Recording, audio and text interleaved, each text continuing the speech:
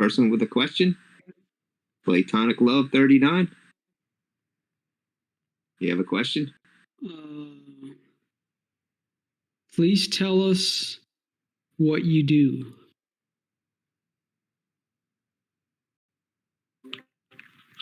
You're talking about what I do personally in my life, like personally, or are you talking under the name about what I'm Darth doing Dawkins? online? Yeah, under the name Darth Dawkins Debunked. Okay. Basically, what I do is at what one specific person is saying, I focus on his claims, and if I see any inconsistencies or what I would perceive to be problems or contradictions, then I make a note of it, and then, you know, if I can find the video support, which usually I could. I've been doing this maybe about 2.5 years, so but basically that's what I do, is I just put all of this together, and I have a YouTube channel and a website and a quiz. So that's the basic idea of what I'm trying to do. But now one more thing, I don't try to interject my own worldview. I'm simply looking at his worldview, and it's basically I'm comparing what he says against himself. So I'm really not the one that's debunking him. It's not so much as he does himself. It's really Darth versus Darth, and far more, you know, than not. So, but that's basically what I try to do.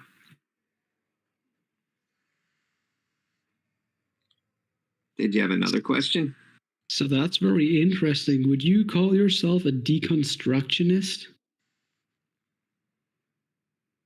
No, just look at myself more like almost like a news reporter. You know, I'm simply the information or the claims that he makes, and I'm just reporting it. So it's much like either a journalist or a news reporter.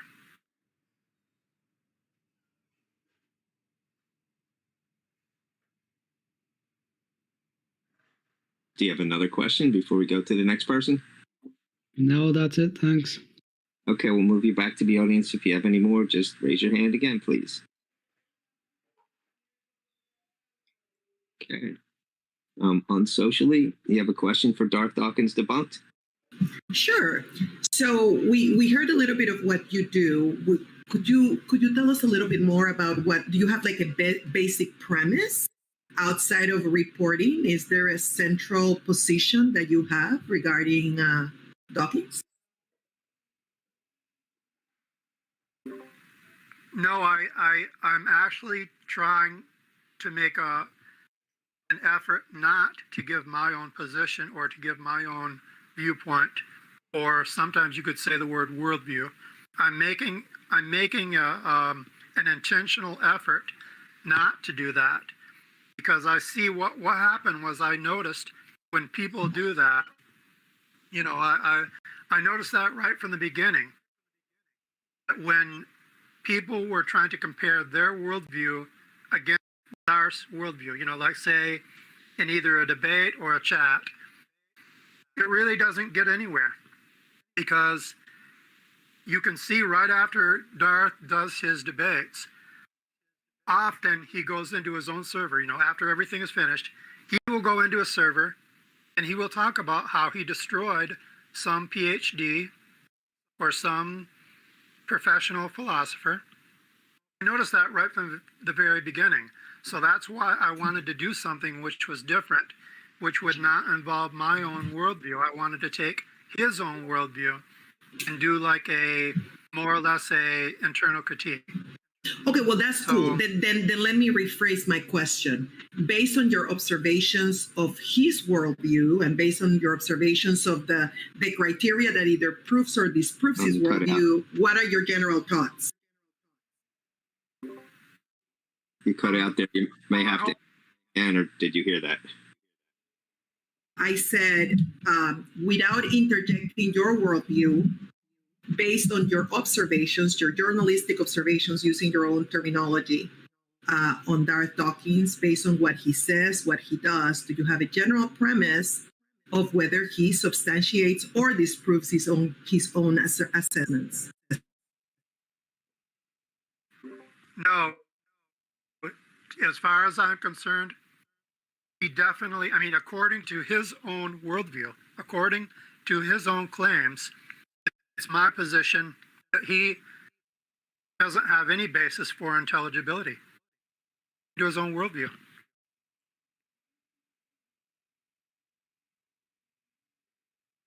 Thank you. Thank you very much. You're welcome. I'll move you back. If you have any more questions, please raise your hand. I have a question.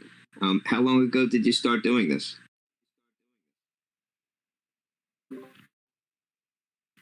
It's been approximately 2.5 years since I started making notes. And it was shortly after that that I started to do the website. So it's been approximately 2.5 years. Wow, that's a long time. And what made you decide to do it? I guess you just were struck by his content? Well, I don't like anyone, it's not just Darth, but anyone who comes and makes a claim that they have got this absolute truth in their pocket. You know, that he comes across as a person that makes a claim that he has this absolute truth and that he has a higher, more philosophical ground. And he makes a sharp division between himself and even not only atheists and unbelievers and skeptics, but he makes a division between himself and other Christians. He says, if you do not have a presuppositional approach, you don't have a biblical worldview. That's what I didn't like, you know, is somebody who comes across claiming they've got this absolute truth, and they know that they have this absolute truth. Yet, you look at what he's saying in context, you know, like I said earlier, he debunks himself. He doesn't need me to do it. So that's what motivated me. The thing that motivates me is the idea that here is an individual that's claiming he's got this absolute package, absolute, he calls it the only coherent worldview, but it is not coherent. On social I do agree that Darth's worldview, Yeah, I under those same problems. Yeah, full disclosure here, I'm a believer, and we have a lot of those, but we have them on all sorts of areas of thought. You know, we have atheists that believe they have the absolute truth. We have Christians that believe they have the absolute truth, which is kind of hilarious, particularly when it comes to believers that believe that there's only one omniscient God. Because if that were the case, then how do we claim to have absolute truth? So it's kind of like what you're saying. I have to agree with you that kind of debunks itself, right? If we truly believe in an almighty, all-knowing God, then how can we, being carnals and mere humans, suggest that we have an absolute truth? So I could not agree more with your position, and I just wanted to underscore the fact that we have those in all walks of life and patterns of thoughts, and it's a real pity, and it's a very self-limiting belief, unfortunately. Okay, good. Yeah, thank you. That was a very good remark. Thank you. Yeah. What do you think it is that sets Darth Dawkins apart from other sorts of presups, in the sense that he seems to be the only one that has spawned such an army of clones and mini-me's? What is it about his approach that made so many Darth Dawkins clones? Well, I think there are a couple answers, you know, at least a couple answers to that. One is the emotional factor.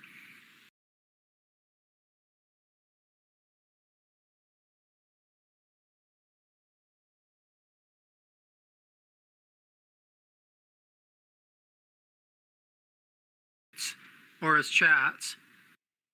Now, I don't want to use the word conversation because, as far as I'm concerned, there are very, very few real conversations. It is more Yeah, like that's an true. interrogation. But to answer your question, I think, there's the emotional factor. He's very emotional. He's very committed to his worldview, and he's very, I want to say, he doesn't really change. Well, I don't want to say change. He has changed his position on many things. His idea is that, I've got the only coherent worldview, and nobody is going to prove me wrong. I've got an airtight package. It's ironclad, it's nuclear strength, and nobody is going to show me that I'm wrong. So I think it's that. These people that are listening to him, they take that hook, line, and sinker. They buy into it.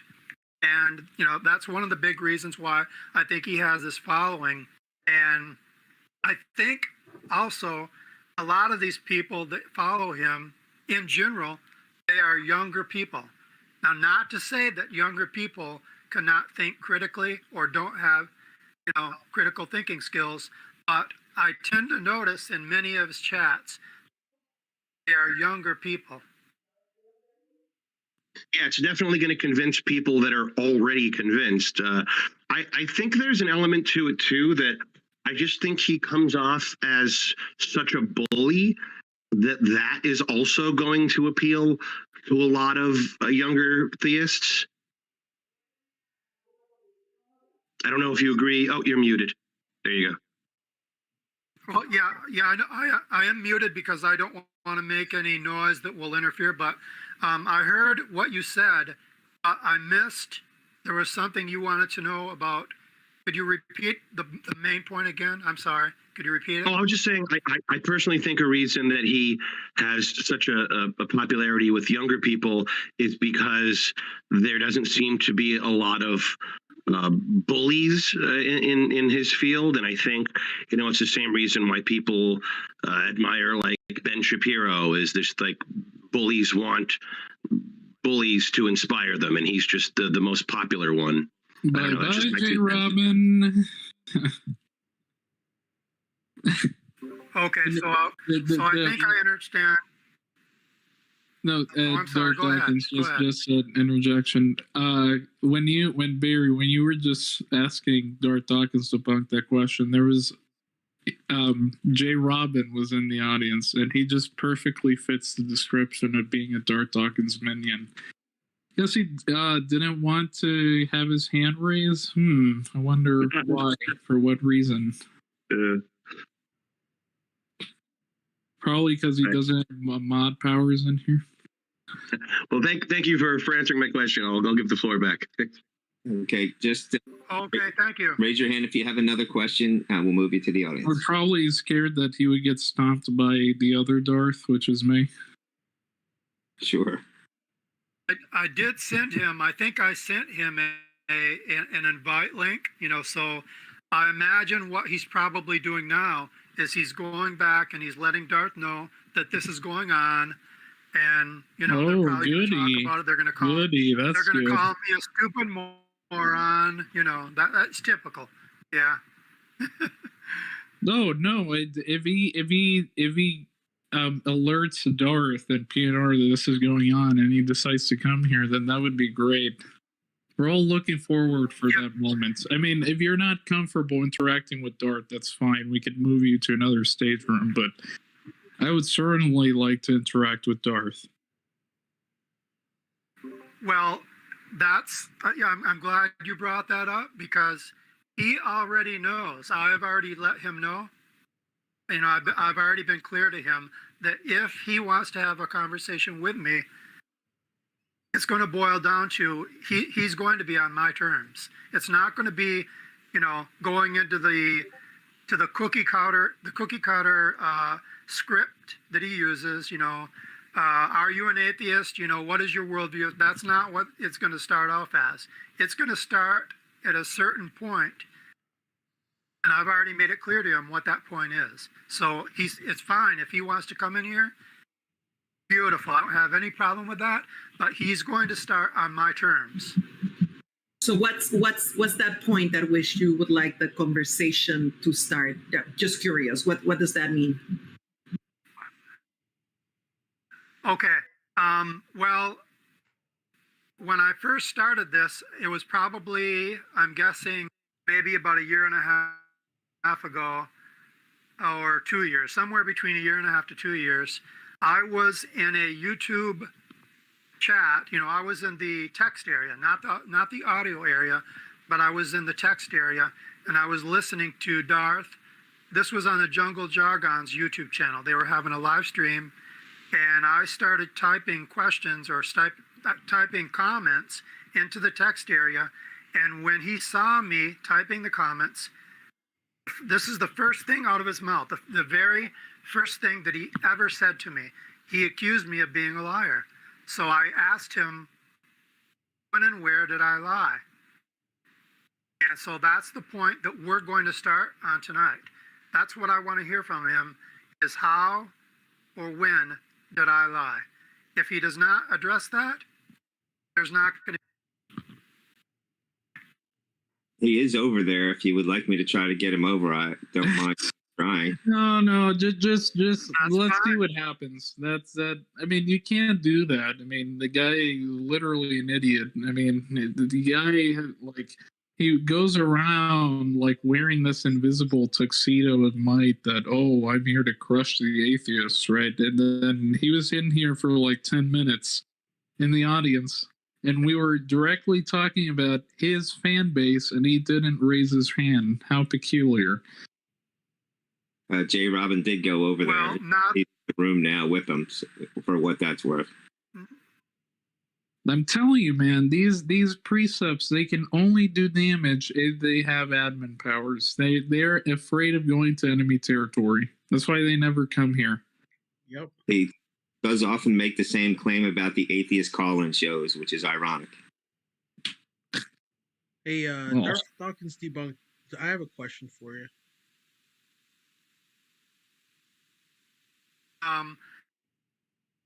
One of my most recent videos was actually, it was about this thing where Darth says he would love to talk with some intelligent atheists. He says, where are all of these intelligent atheists? So I did a video on that, and that was one of my most recent videos. And I even sent him the link to it. I emailed him the link to that video, answering, making my case. Here I am. Okay. And I never heard anything back from Darth. I only heard back from, I sent the message to 3 people. I sent it to Otangelo, J. Robin, who was just here, and I sent it to Altoid Can. So Altoid Can was the only one that replied. He's an atheist. He replied, and he gave me the answer to the question that I asked Darth. But I never heard directly from either Darth or the other 2. Yeah, Darth. Darth Dawkins debunked. I've heard his statements about you already, so I kind of know how he feels about you. But would you say you have a good defeater for his worldview, or like have you even tried to defeat his worldview, or are you just kind of like a reporter, just like taking notes on what he says? That's my question. He has defeated his own worldview multiple times. So it's not really something that I came up with. It's just I'm going by what he is actually claiming. Oh, yes. I mean, he has provided us with a defeater to his own worldview. Okay, so of all the things that he's provided us, is there a particular topic in which you want to focus tonight so we can get some content conversation going? No, I mean, I didn't really have any particular point. I mean, I'm open to any questions. I understand that this is a AMA, it's Ask Me Anything. So I didn't really come in with a particular conversational point. I'm open to speaking about anything, really.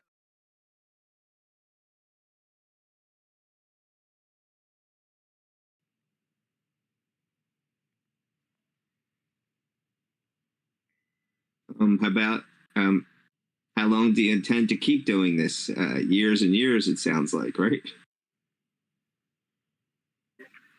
Well, as long as I have the motivation, it's hard to say. It just depends on how long I have the motivation to do it. I will know myself at that point, whether or not I want to continue. I feel that I've already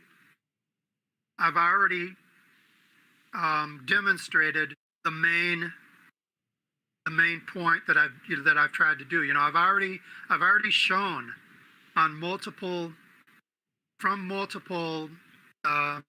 claims that he has made that his worldview is not coherent, and he has no basis for intelligibility according to his own worldview. I've already did that. And it's all, basically, I'm just sitting back and listening to him. It's not something I'm really doing. I'm just taking notes and listening to what he says and comparing his own worldview, So I've already basically achieved my objective, I feel. But as long as I feel motivated to do it, I will do it. Yeah, Dark Dawkins' debunked point is that he doesn't need to bring up a point that defeats Dark Dawkins' worldview if Dark Dawkins has repeatedly in the past contradicted himself. Saying that, for example, how God cannot change necessary truths, 1 + 1 = 2, but in the same other video, he says that God can make it so that 1 + 1 = 3. That's an obvious contradiction. Right. Yeah, that much I got. Yeah, my question. Well, yeah. Sorry, go ahead. Oh, I'm sorry. I wanted to interject. There's a similar claim that he made. He had said one time, not only one time, but he had made the claim that God, his biblical God, cannot act against his own will or against his own nature.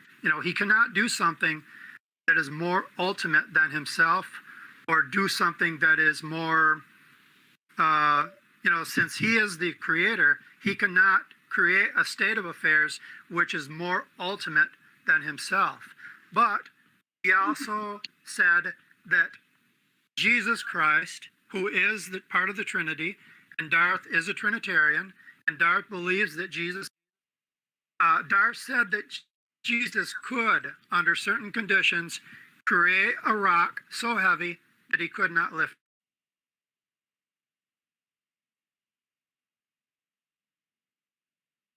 So I guess my question for you is, what would you say is the ultimate basis for truth? Quadrahedron. I was kidding. Sorry, I couldn't help it. That's all. Quantum field. No, that's a terrible answer. Don't ever say that again, Frank. All right, Darth. The thing about his argument is that you could just presuppose your own ultimate. Could just say it's a quadrahedron, fundamental physical substance outside of space-time, and I know this because that physical substance revealed it to me.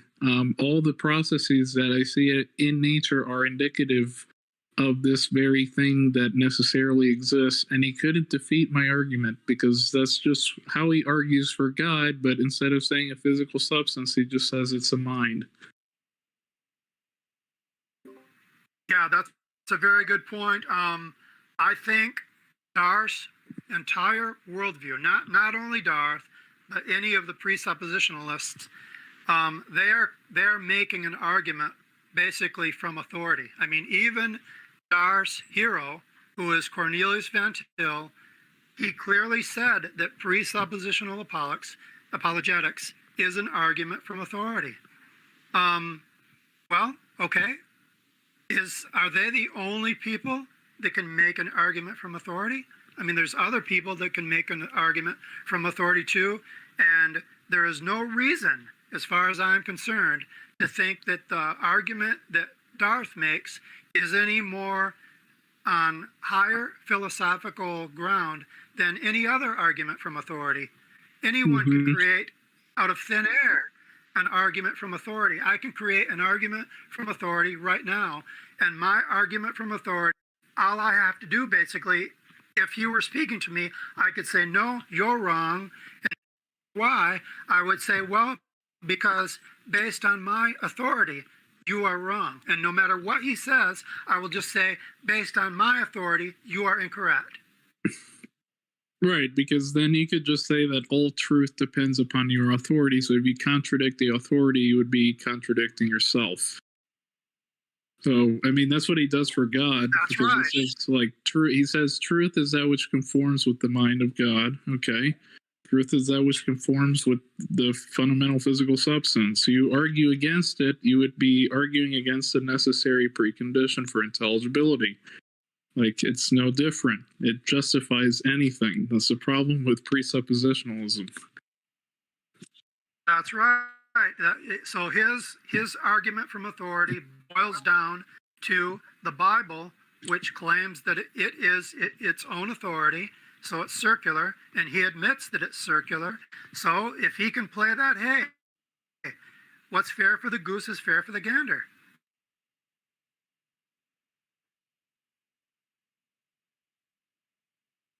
Is there any particular things that really stood out as like the most interesting?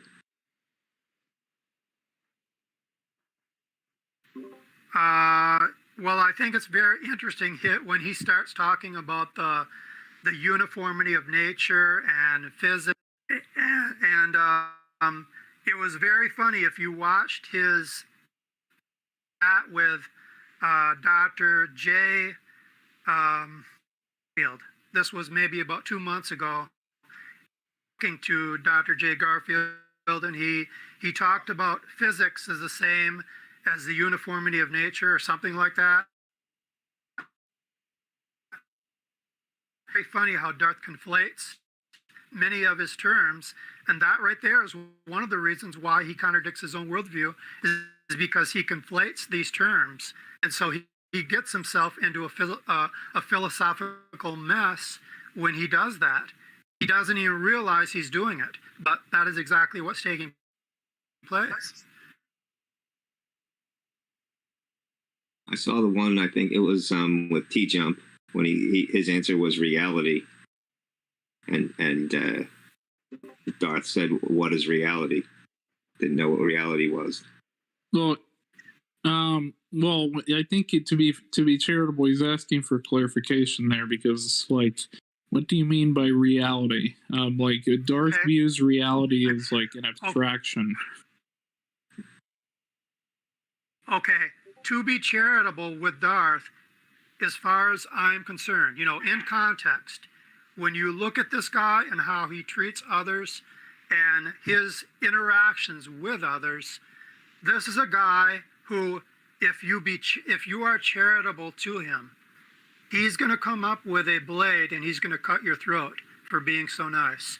So I learned this personally on a one-on-one basis when I actually had my interactions with Darth.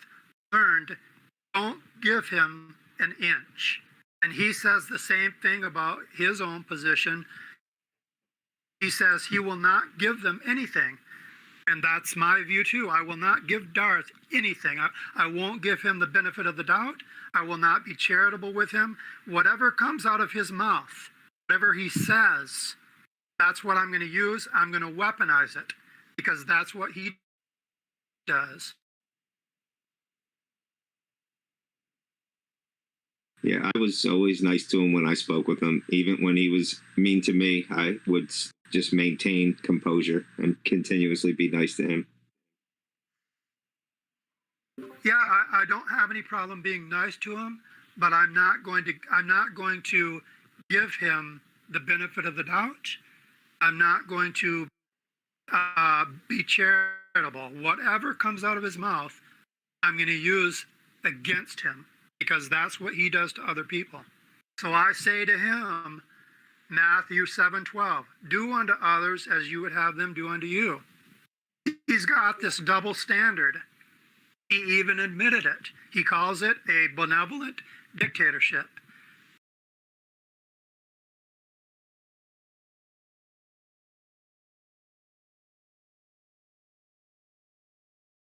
in his server, and they brought that up. Do you have a double standard? And he said the standard that he uses himself is not the same standard that he applies to other people. So he admits that he has a double standard. So I won't be charitable to him. I won't give him anything, because I know, as far as I'm concerned, I look at this like a street fight. There's no rules in a street fight. If I don't do it, he's going to come up and he's going to, like he says, he will use that phrase, I'm going to hang you with the own rope that you gave me, or I'm going to cut you with the knife that you gave me. You know, I'm going to drop the nuclear strength bomb on you. That's what he likes to say. So this is my enemy. I'm not going to be nice to my enemy. I try to be nice to my enemies when possible. It's actually a better strategy, I believe. Also, if I'm not nice, then I'll either get muted or booted, or even if it's not in his server, he would just leave if I wouldn't be nice. So I think it just appears better if you're nice to him, even if he's not nice to you. Same thing on the street. If someone's not nice to me, I try to still be nice to them. Now, if they still take it extreme. Well, the problem is that the principle of reciprocation, he's not nice to you. Like, why should you be nice to him? Like, literally goes back to the golden rule. We could just apply his own ethic onto him. I know, but it makes you look like a bigger person when you're nice. Yeah, I know. You can't get walked all over. I understand this too. And you can't, no, and not only because of that, you can't, it's not because he insults people, which I think is his problem. It's because he insults people and he just directly misrepresents them. That's the problem. Like, saying that atheists have no ultimate, where does that come from? Like, what? That's obviously a straw man, because there are atheists who do hold to a necessary existing thing, but it's not a mind, and that's as plausible as, even more plausible as a position than his dumbass idea that a mind can exist outside of temporality, when we can only conceive of a mind as being a processional thing that has thoughts. So but the problem with Darth is that he's not only insulting, but he's not charitable either. That's my main problem with him. Well, he's against atheists, whereas It doesn't matter. He's against atheists because it's like something. To be fair, if I were to, I'm no psychologist, but he just hates atheists because it's an emotional attachment inside of him that says, I'm going to hate these group of people. You gotta remember that he has had a hard past life, right? And I think he just uses this debate style on the internet. He spends most of his days debating people on the internet to vociferously get that out of him, that hatred, and he takes it out on atheists. I think most religious people are like that, by the way. I think most religious people are like Darth, whether they like it or not. Some are more mild than others, but most people that are religious, they just have this view of atheists of being like scumbags for no reason. It's not like they have a warrant for it. I was going to say something. I could just call them all scumbags. I mean, they're the ones who come up with these lousy ass arguments for God, but it's obviously because they just want God to exist. It's not because they have any rationale to do so. If they would come up with better arguments. I was going to say something similar. That a lot of religious folks don't care for atheists, but they do have a reason. I think the reason is that we make them second guess their thoughts that are not necessarily based in reality. I would contend that they're not based in reality. Try to be respectful. I don't have anything against theists. I believe that they're generally victims of childhood indoctrination. Well, that's not. Well, it doesn't matter. You can easily get out of that so-called indoctrination. I know we did, but I got out of it. Yeah, we did, but not everyone can. It's that most of them are not charitable, and most people, like you mentioned, old people. Most people are laymen, so most people do not understand the apologetics. Most people do not understand the philosophy. What they do is rely on very simplistic videos like Frank Turek, for example, or Ray Comfort, and that's where they get their philosophy from, right? And these people are vehement towards atheists, right? So what do? They replicate the behavior of those people. The same thing goes with Darth and his minions. His minions just emulate whatever he says. They're parrots. Like J. Robin, like it would take J. Robin word for word. He sounds just exactly like Darth. I have a hard time blaming them because Darth is like the only religious person that I see do a decent job of debating. The theists generally. Darth is not. No, that's he's not a decent debater. If he's a decent debater, then all you need to do to become a decent debater is just scream at people, which anyone can do. And another thing is, if you don't emulate Darth right down to the T, he'll like go against you eventually, like he does with everyone. Yeah, so that's the strategy that I think is most effective against Darth Dawkins, is to become like him, emulate his argument, and then you'll see how he crumbles, because he can't give a counter argument to that, because that's the same way he argues for his God, the same exact way. You just replace God with something else as your ultimate, and it follows equally. Yeah, his Darth Dawkins, like his guess the way he debates is like not respectable, and it's not effective either. So yeah, definitely not the best theistic debater.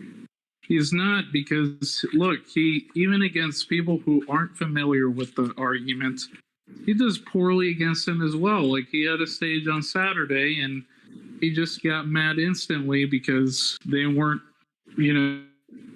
going along with his script. If he was a better con man, what he would do is just like try to deceive people into falling into these traps so they contradict themselves. It's better. It's a better way of being a con man than just saying, "Oh, get him out of here." Right? It's not like he's even trying anymore. I could probably do a good impression of him. Well, I do an impression of him. A lot of people do impressions of him because he's a meme at this point. Anyone else got any questions? Worldview. Before you do your impression, do you have a question for Darth Dawkins Debunked? Sure. Yeah. I guess, I don't know. This is one I've been thinking of recently. I know people say like we can feel God's presence, but I'm wondering, like, if God is omnipresent, why we wouldn't always feel his presence.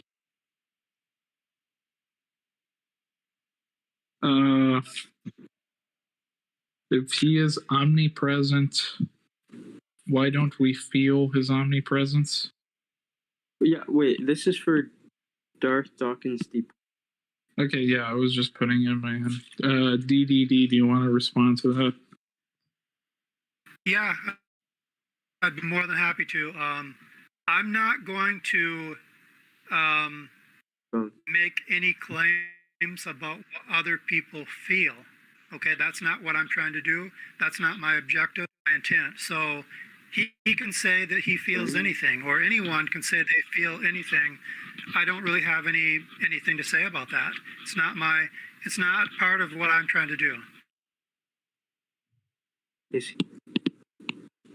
So basically, to give you an idea of what he's doing, he's trying to show the utter lunacy of Darth Dawkins in a more advanced way that Tom Rabbit does, because Tom Rabbit just records conversations.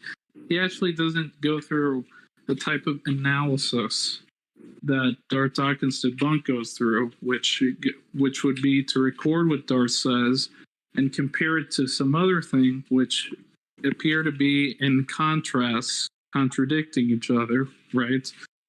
And that's just to expose that his argument is weak, because the only way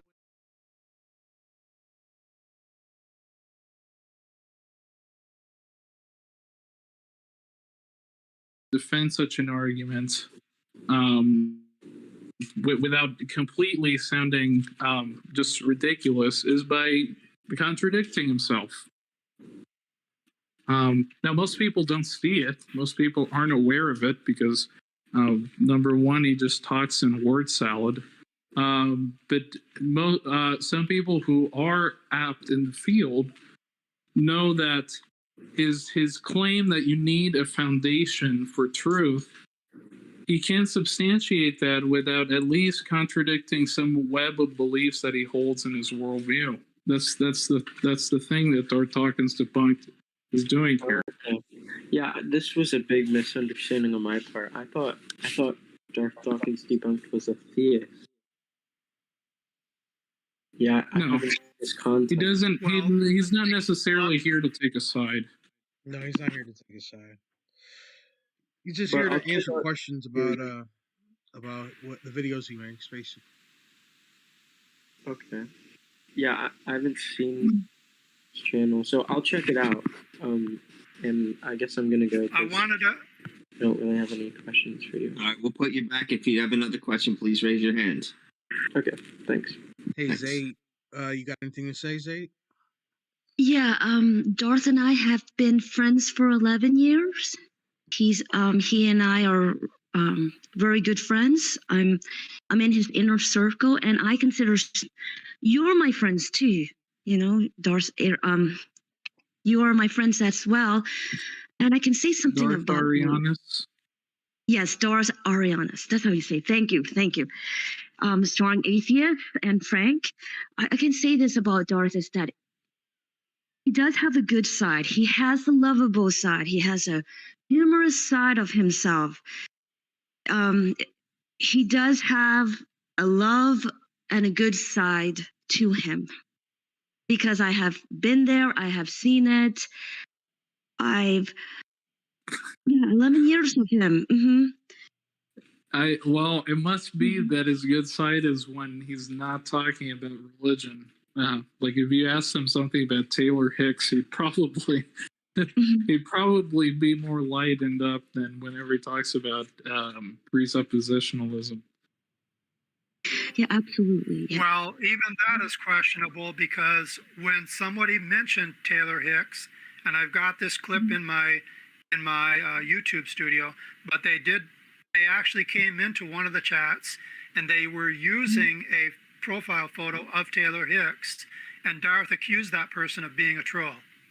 So even on that point, I think maybe just depending on which mood he's in, that would determine what he's going to say about that. Oh, okay, that's interesting. There was a time when Darth knows that I've been atheist, that I'm an atheist. I've been atheist all my life, and he knows I've been an atheist. There's sometimes I do speak up to him. Sometimes I do speak up with Darth about his view, and he speaks about my views as well. But he has never argued with me whatsoever. He's been cordial. He's been polite. He knows I'm an atheist. He has always been polite with me, knowing that I'm an atheist, and he has talked to me about my opposing views, my worldviews versus his. So he's been very cordial and nice to me. Yeah. But I just want to say that he does have love. He has a good side. He has light in him, and there is a positive side in Darth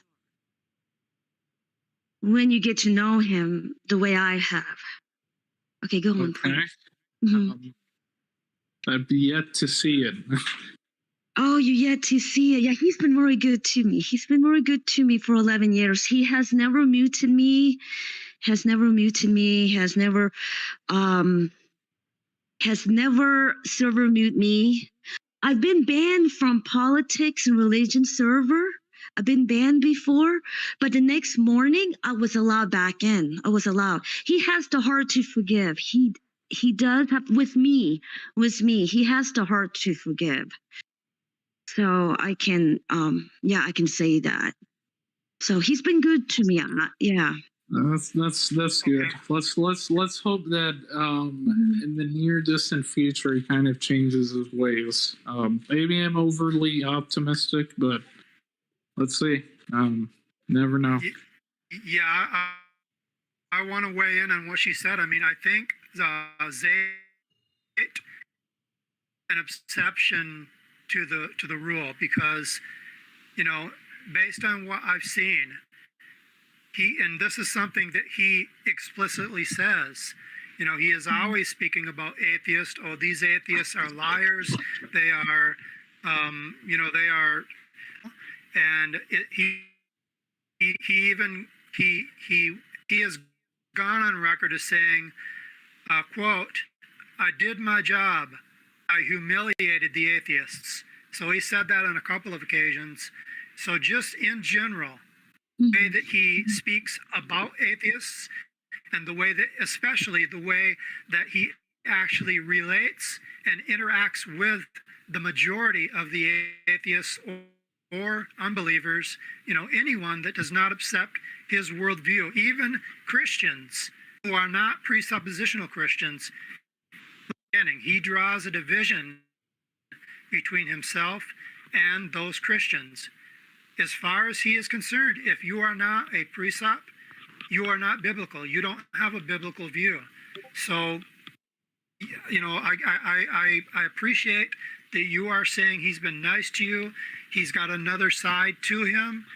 I'm not going to say anything against that, but just based on his, let me put it this way, based on his online demeanor and his interactions with others, far more often than not, I don't see that side of him. I'm sorry.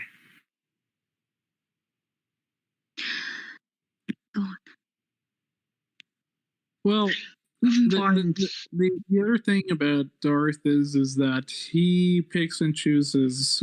Of course, he picks and chooses which people he can act nice towards. So maybe he just won the lottery by him being nicer to you. But anyone who hasn't been in his inner circle for about 10 years, he absolutely despises, even if they're precept. You know why? Because he had a falling out with well, he's not too amiable with Jay Dyer, and Jay Dyer is a precept, but Jay Dyer is not in the same denomination as Darth Dawkins, and they you know, they hate each other. Like, they won't interact with each other. Another one is Mr. Batman.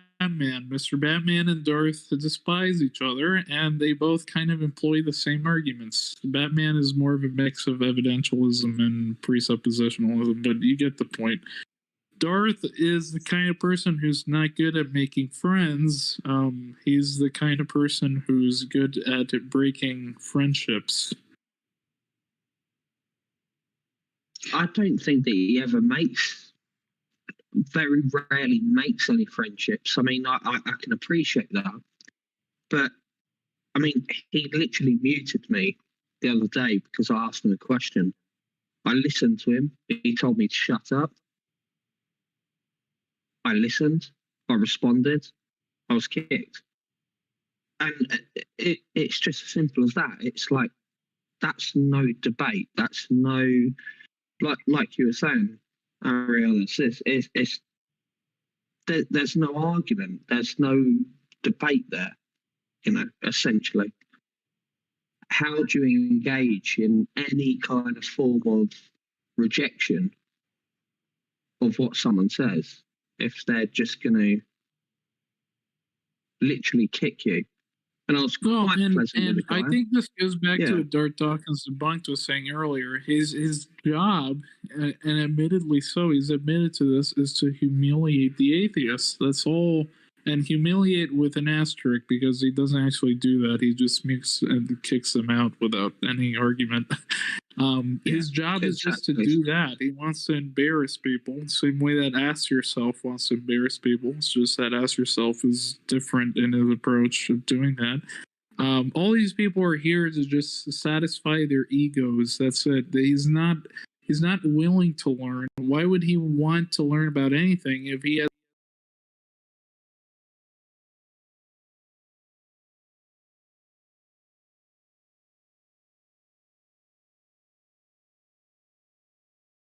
truth by his side. So that's his whole approach, and that's not the approach with him. It's the case with Jay Dyer. It's the case with Mr. Batman. It's the case with Matt Slick. All these people are just slimy. They're the worst of the worst. The reason why they are the way they are is because the argument that they present leads to that kind of psychological behavior. There's no other way to put it. Me, they're all the same in terms of how bad they are. It's just that some are worse than others. I find, I don't know around if you, through like the history of like Facebook groups, etc., do you remember Sergio Hill? I don't know if that name rings a bell. No. A very toxic theist, but has a brain on it. You know, he really did speak he knew exactly what he was talking about, but he was just an absolute arsehole. You know, what? Can you give an example? Like, well, can you show an example of? Yeah, what was his argument? Well, it was more of in between an idealism and pantheism. So he knew his physics. He was very up on philosophy and logic and everything like that. And that's what I found that, you know, Darth Dawkins was quite, you know, and even Mr. Batman, should we say, was very, very, very up on specifying logical arguments. Anyone else have any other questions for the one and only Darth Dawkins Debunked? Will you ever have a debate with Darth Dawkins directly on this stage? Well, I would, but as I said earlier, you know, I answered a similar question to that. He already knows where he has to start. If we do have a debate or a conversation, he already knows what the starting point is going to be. So it just depends on whether he wants to do that or not. And I don't think at this point in time, I don't believe that he would be willing to do that. I don't think he will, personally, because I tried to get him over. I sent him a DM with an invite. No luck. This is a guy that's either muted. This is a guy that's either muted me or banned me or kicked me. Recently, as just last week, I was completely kicked out of the politics and religion server. No warning, no 1, 2, 3 you're out, no nothing. I was just completely kicked out. And I didn't say a word while I was in there. So this is a guy, he's made it clear, at least according to what he's did or that he's asked other people to do, you know. Either he is kicking me out or he's asking someone else to do that. So on that, I don't feel that he really is serious about having any kind of a chat with me. Unless I'm in his server where he has control of the mute button. I don't think that you have to say anything for that to be the case, because he typically gets rid of people that have anything with his name in it. So it could have just been that. Also, I didn't invite him previously because I had seen you had a confrontation with him before and didn't want to instigate anything. I personally have been alerted that I can't be in a voice chat with him in PNR recently because of my name. Because I have Darth in my name, so like I'm allowed on politics and religion. Like I go on stages with that name, but I'm not allowed going into a voice chat with him because he thinks I'm impersonating him when I'm not. Like I have Darth in my name, but my profile pic looks nothing like his. But I sent him the DM with the invite tonight after you said you were going to be open to it. I didn't send it before because I saw you had a confrontation with him before and didn't want to instigate anything to make you feel uncomfortable as a guest. Yeah, I've had 2 or 3 confrontations with him. Now, going back to what I said earlier, it might have been the bot, because I know that they have a bot, at least one of them, in the politics and religion. Attack so it could have been that actually kicked me out. I don't know, but it's probably, if it is the bot, it's probably picking up on my name. It sees that, so maybe it just automatically kicked me out. That could be possible. I see people with that his name and then with something bad after it get kicked all the time. I go in and listen to him a lot because he's an interesting person, and I see people with that name and bad things after it, they get kicked pretty quickly. But the thing that's really funny about my interactions with him, in the interaction that I had with I was in Smoky Saint server, and he tried to get me into a script. He tried to ask me, am I a theist or an atheist? And I wasn't willing to get into a script. So he left, on his own. He actually voluntarily left. He insulted me first. He said that this guy, he's not wrapped too tight mentally, and so he left. And then on the interaction with him, which was in Jungle Jargon, that's where he convinced Jungle Jargon to kick me out of the server. But then later, he said in his own personal server, I believe it was either the Atheist Helpline or the Reformation server, I forget. I think it was Atheist Helpline, but his friends, I'm saying that in quotes, okay, friends, he told them that I ran from him like a cockroach. He claimed that I ran from him, even though it was him that actually left the server in one of the cases, and he kicked me in the other case. But he had the gall to say that I ran from him. Politics and religion, if you weren't banned from there, would you have gone into a room with them? I was in a room with him. I was in a room, I think probably about maybe 10 days ago.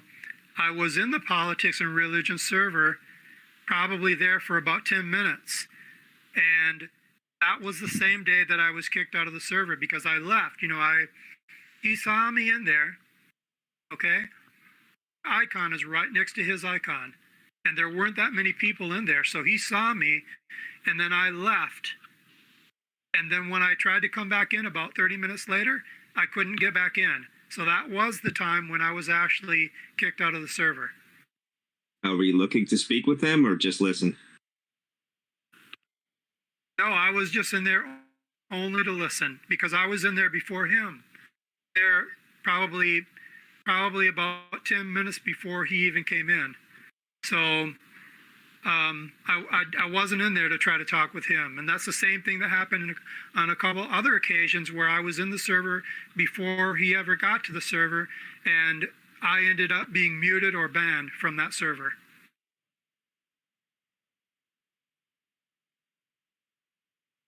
Was it based on politics or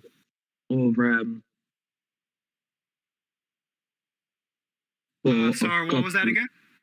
Was it based, the reason that you joined that group, was it based on politics or possibly, No, because I know even though the server is called, even though the server is called politics and religion, they don't really talk too much about politics. Usually it's something that has to do with religion. So that's the reason why I was there.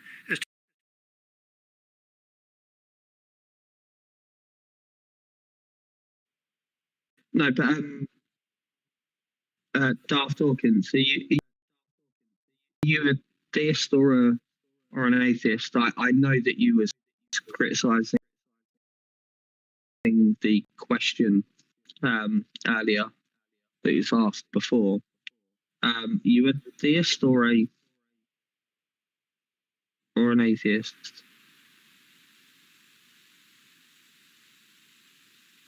don't, that's my whole objective. That's my intent, is not to interject my worldview. So I deliberately try to not answer, questions of that type. It's not that I'm trying to be evasive, but it's just that's not my intent. That's not my objective. In other words, So let me put it this way. Possibly. Well, let me put it this way. Yeah. Darth himself has gone on record at least a couple times, saying he doesn't have to say anything about his worldview, show the problems in someone else's worldview. So that's the position I've taken. I actually learned that from him. So that's the reason, that's the main reason why I do not interject my own point of view, is because according to him, it's not necessary for me to do that. But you do believe in a God, though. I don't express my own viewpoint. But it's not impressing, and I don't mean to press it. It's just going forwards. A God you believe in, which you don't press on pressuring or anything like that. Is that correct? So you're a theist. Again,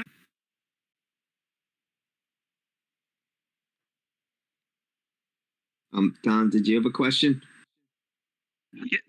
Yeah, more like a bit of a comment for Darth Dawkins Debunked. I think that, I've followed Darth for a long time too. But if you want, any of us could look up a Hitchens-Craig debate and be entertained. But that's kind of the Dillards of the debate, me bro crowd. If you want WWE or Monday Night Raw, you go to Batman, Nephilim Free, Darth Dawkins, and this is where you're entertained. This is where these are the arguments that I look for. I enjoy the aggression and a little bit. It pushes me a little bit to try to strengthen my argument, to listen to theirs and try to find holes, and at the same time try to ignore the fact you've been called a liar or an adolescent. And it's easy to do. The debate style is fun.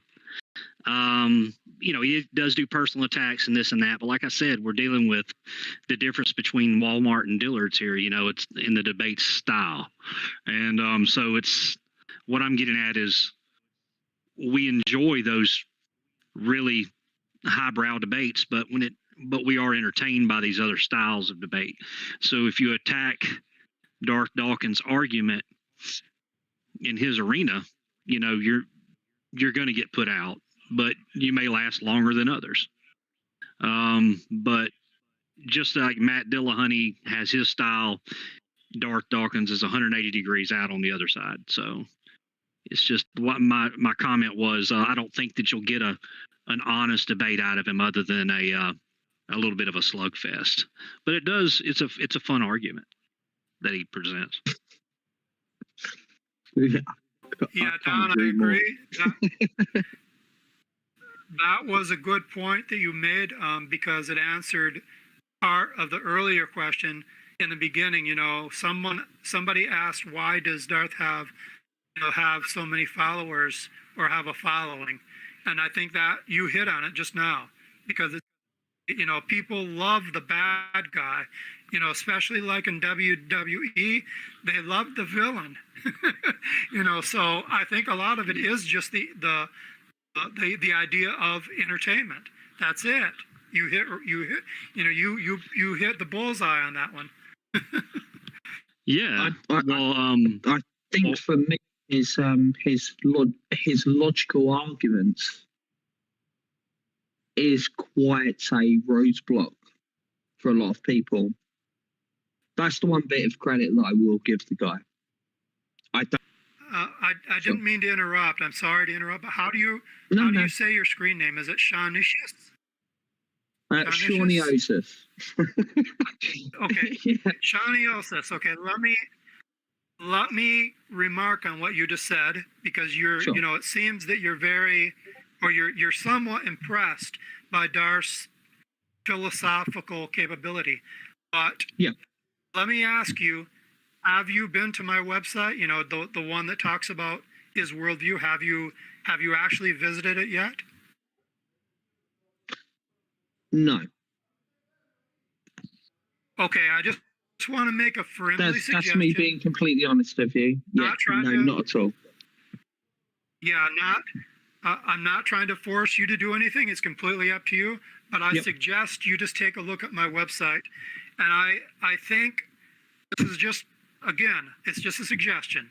I hope that you're willing to be open enough to take a look at my website, because I really believe once you come out of that website, you'll change your mind on what his philosophical capabilities are. I really believe that. But it's just a suggestion. Thank you. What? You got that. You got no. I'm serious. Think about it. Yeah. Yeah, they literally Shelves are just give themselves to slowly you. moving. Anyway, we got any more questions for Darth Dawkins Debunked? Come on, Ethernet, you have a question? I'm sorry, Anybody? Darth, by the way. Why is my Wi-Fi so slow, Ethernet? Good one.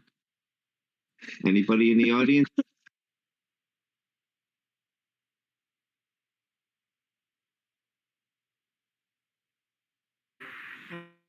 Well, if there's no more questions, then I'm going to go ahead and head out.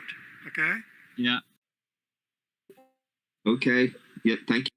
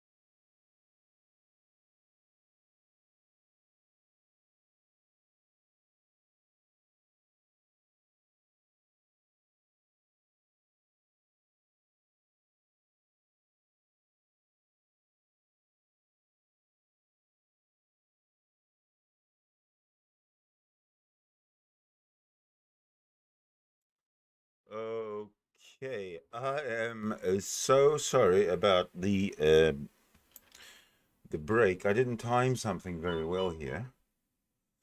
As I was coming towards the end of Darth Dawkins Debunked the website's part 7 of 7, my doggy informed me in no uncertain terms that she needed to go out for a pee.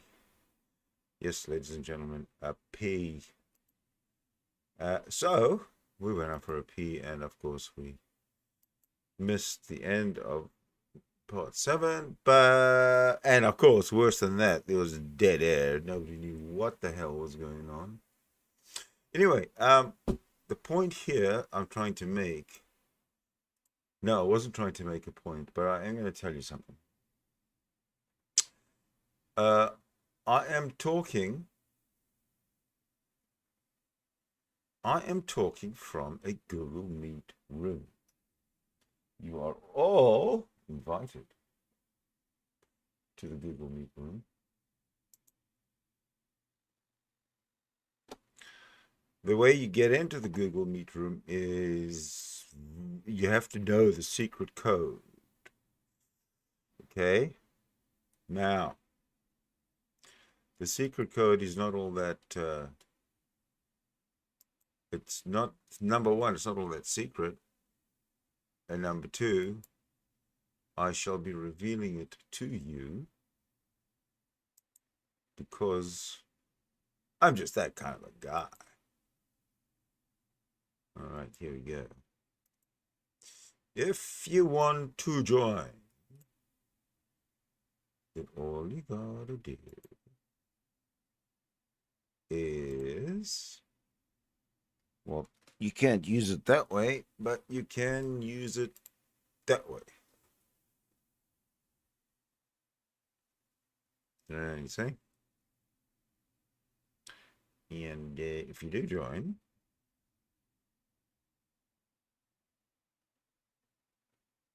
you get to the Google Meet room.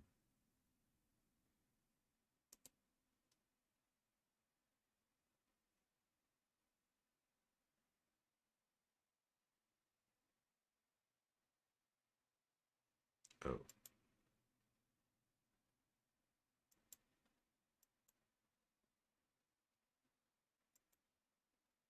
Oh.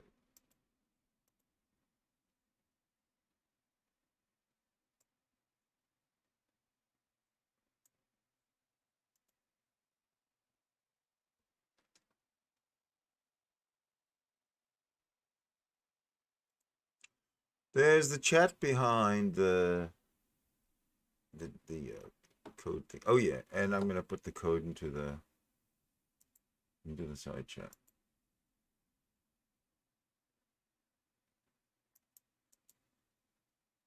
There you go, ladies and gentlemen. There is the there's the code. Do come in. Tell me what you think about what you think.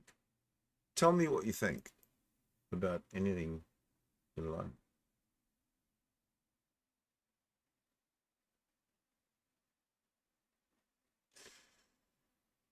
Here do you Cryptomeria prefers words. I prefer words.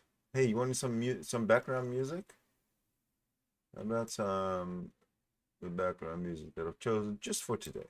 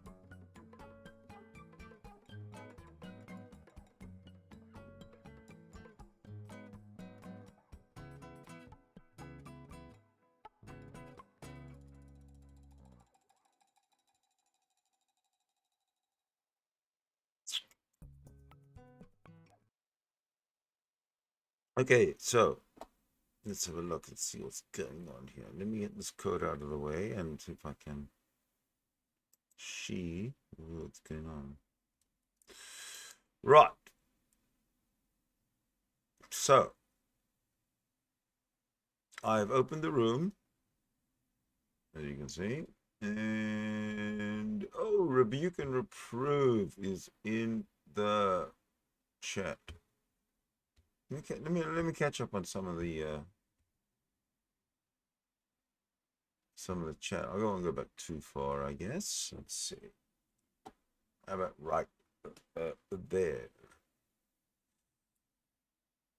Cryptomaria says, I'm surprised CJ hasn't. Okay, I don't know who CJ is, so I don't know what that's about. Oh, look, I like that. DB Cisco says, Smoky Saint is an obnoxious sociopath. To put it mildly there, DB Cisco. DB Cisco says to Cryptomaria, I spent a couple of weeks in BC and everyone was awesome. Right? Right? Yeah, I agree.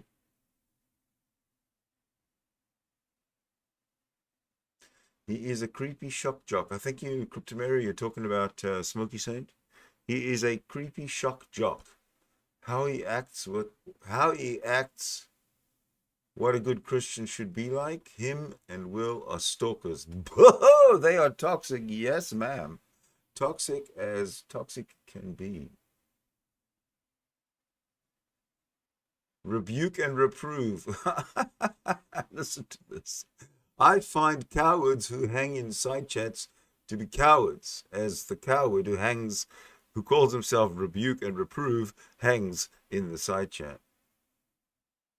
Now that you just dug your own hole, rebuke and reprove, and then you jump right into it. No, that's silly. Silly. That's really, really, really none. Where's your common sense? Rebuke and reprove. Where's your any sense? Where's your thinking before you speak? That's probably the biggest problem you have. Henry, get a webcam, damn it. Join, we want to hear your voice. And get a mic. Well, you can get a webcam with a mic, but we want to hear your voice. We want to hear your opinion more than your voice, but your opinion.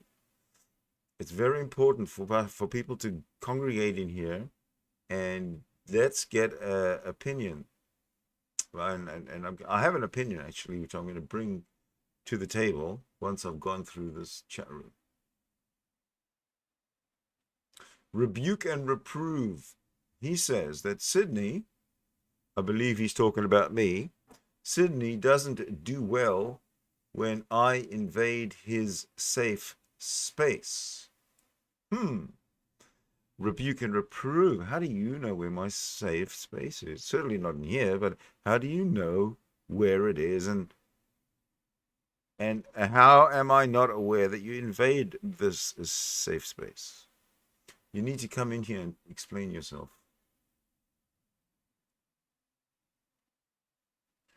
Rebuke and reprove. You don't need a webcam to join Hangouts, just your microphone. Yes, sir. That is correct. I'm going to repeat something that rebuke and reprove is actually said in text that is true and that makes sense. Now I'll repeat it again because credit where credit is due.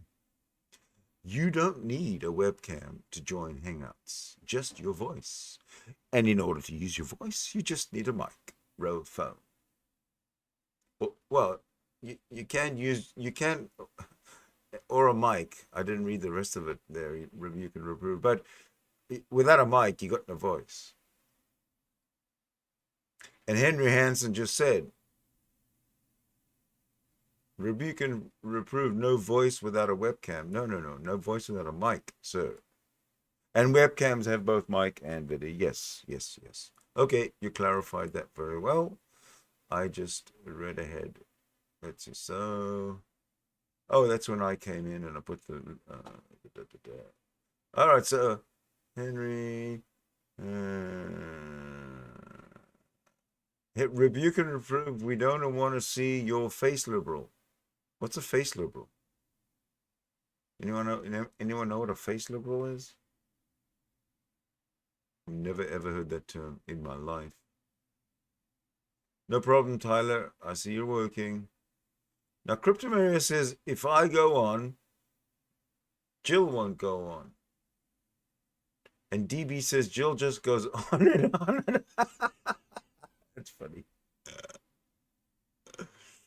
Very clever. Okay. So, Cryptomaria, sometimes I would like to debate an American about the Constitution. Oh, against the Canadian Charter of Rights and Freedoms. I would love to moderate that debate. Cryptomaria, brilliant idea. You're a genius. And DB just also said, Jill just called himself a coward. He did. He's hanging in the, he says only cowards hang out in the side chat, and he's hanging out in the side chat.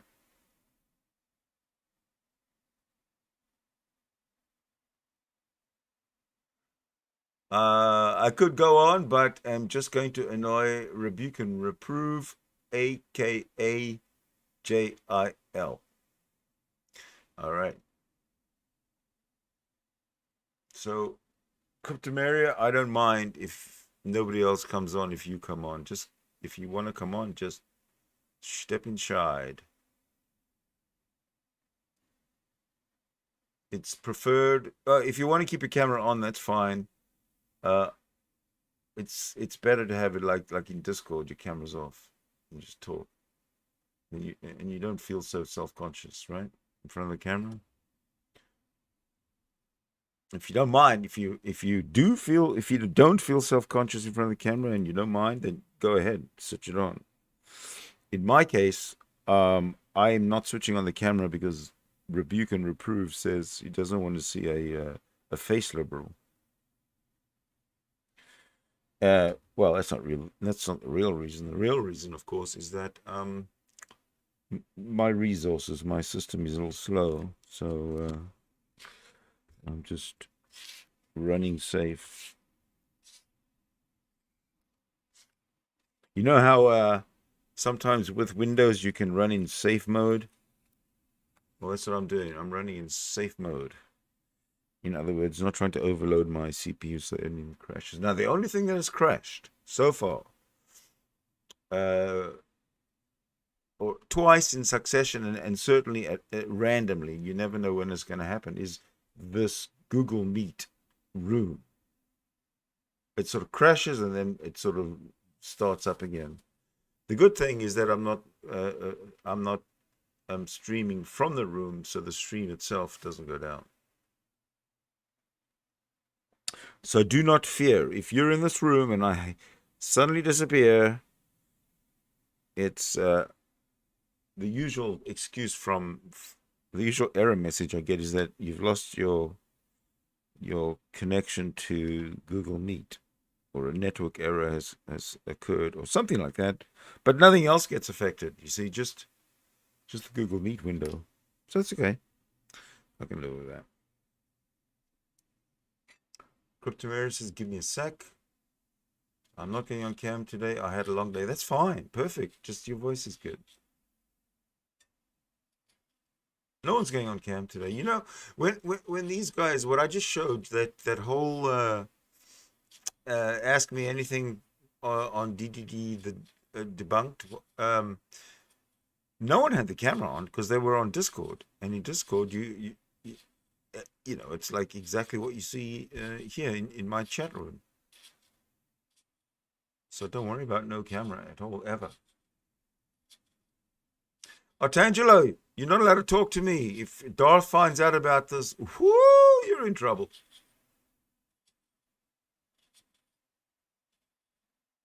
Okay, all right, Artangelo, I'll take you up on that. I will take you up on that. Here's my idea. Okay, go with me and don't. In fact, sit down, get a glass of water. Artangelo, because here's my idea. Now we've got to make some. It's a hypothesis. It's a thought experiment. Okay, here's the thought experiment. Okay, everybody on this planet is atheist, because the whole concept of God has kind of become stale and debunked, and it just doesn't fit in anymore to modern society. So everybody is an atheist. Now that everybody is an atheist, there's no religious wars, there's no religious conflicts, there's no issues. Hello. Hi. Hello. Hello. I see your Angelo's in chat. I think he blocked me. Well, you know what's really, really weird? I don't think I'm missing much though. No. He was in a chat with. I mean, he was in Darth Dawkins' room not long ago, and Darth Dawkins said to him, "Don't you ever? If I see that you ever go into if you ever interact in any way with Sidney Winston, J.L. Warren, Godless Girl." Hilarious. And now there he is, Artangelo. I'm gonna tell Darth Dawkins about you. You are very, very. You're not. Listen, Artangelo. I've got to tell you something. You are the boss. You are the top of the pyramid of the Christian presuppositionalists in this community. You are above Darth. Don't let him suck your balls. Yes. Because it probably hurts. No, seriously, Artangelo, you've got to change your name if you want to come in and even in the chat room, even on the side chat, if he finds out. You're in big shit. I don't want to hear him. You weirdo. I don't want to hear him screaming at you. Screaming. Well, there you go. Like you're his child or something. Seriously, dude, that's not nice. Like he can block me, but I can still read him and mock him. Hell yeah. Yeah. So you said you were struggling with military uniforms. Why they're so difficult to? We did the Navy, so all the band uniforms. Why they're so difficult? All the dress ones. Why they're so difficult? Why are they so difficult? Because they're really heavy. Oh. Dress uniforms are super heavy. Like, it's like imagine like 3 regular suits pressed together, and that's how heavy they are. Yeah. Yeah. Okay, well, that exhausts that subject. Yep. Let's not think about work. Yeah, exactly. I have to go in tomorrow, but you do? We're so busy, it's good. Okay, Artangelo says he's not a precept. I disagree. Okay, here's my argument. Every Christian presupposes the existence of God, without exception, not one exception. So if you presuppose the existence of God, Artangelo, you're a precept. Never mind what. There's no such thing as a Christian presuppositionalist because it's an oxymoron. It's redundant. It's redundant. If you're a Christian, you presuppose the existence of God. That's it. Every theist is a presuppositionalist. So, checkmate, Artangelo.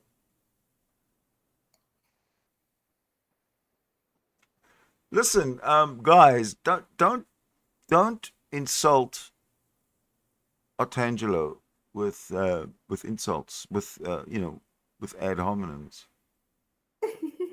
You can But he is a clown. Well, he's got that's just being honest. well, no, he's got clownish ideas. Okay. So mimic or ridicule the ideas. There's nothing wrong Mhm. with. Let me tell you something about Artangelo. My opinion of Artangelo, he's a very.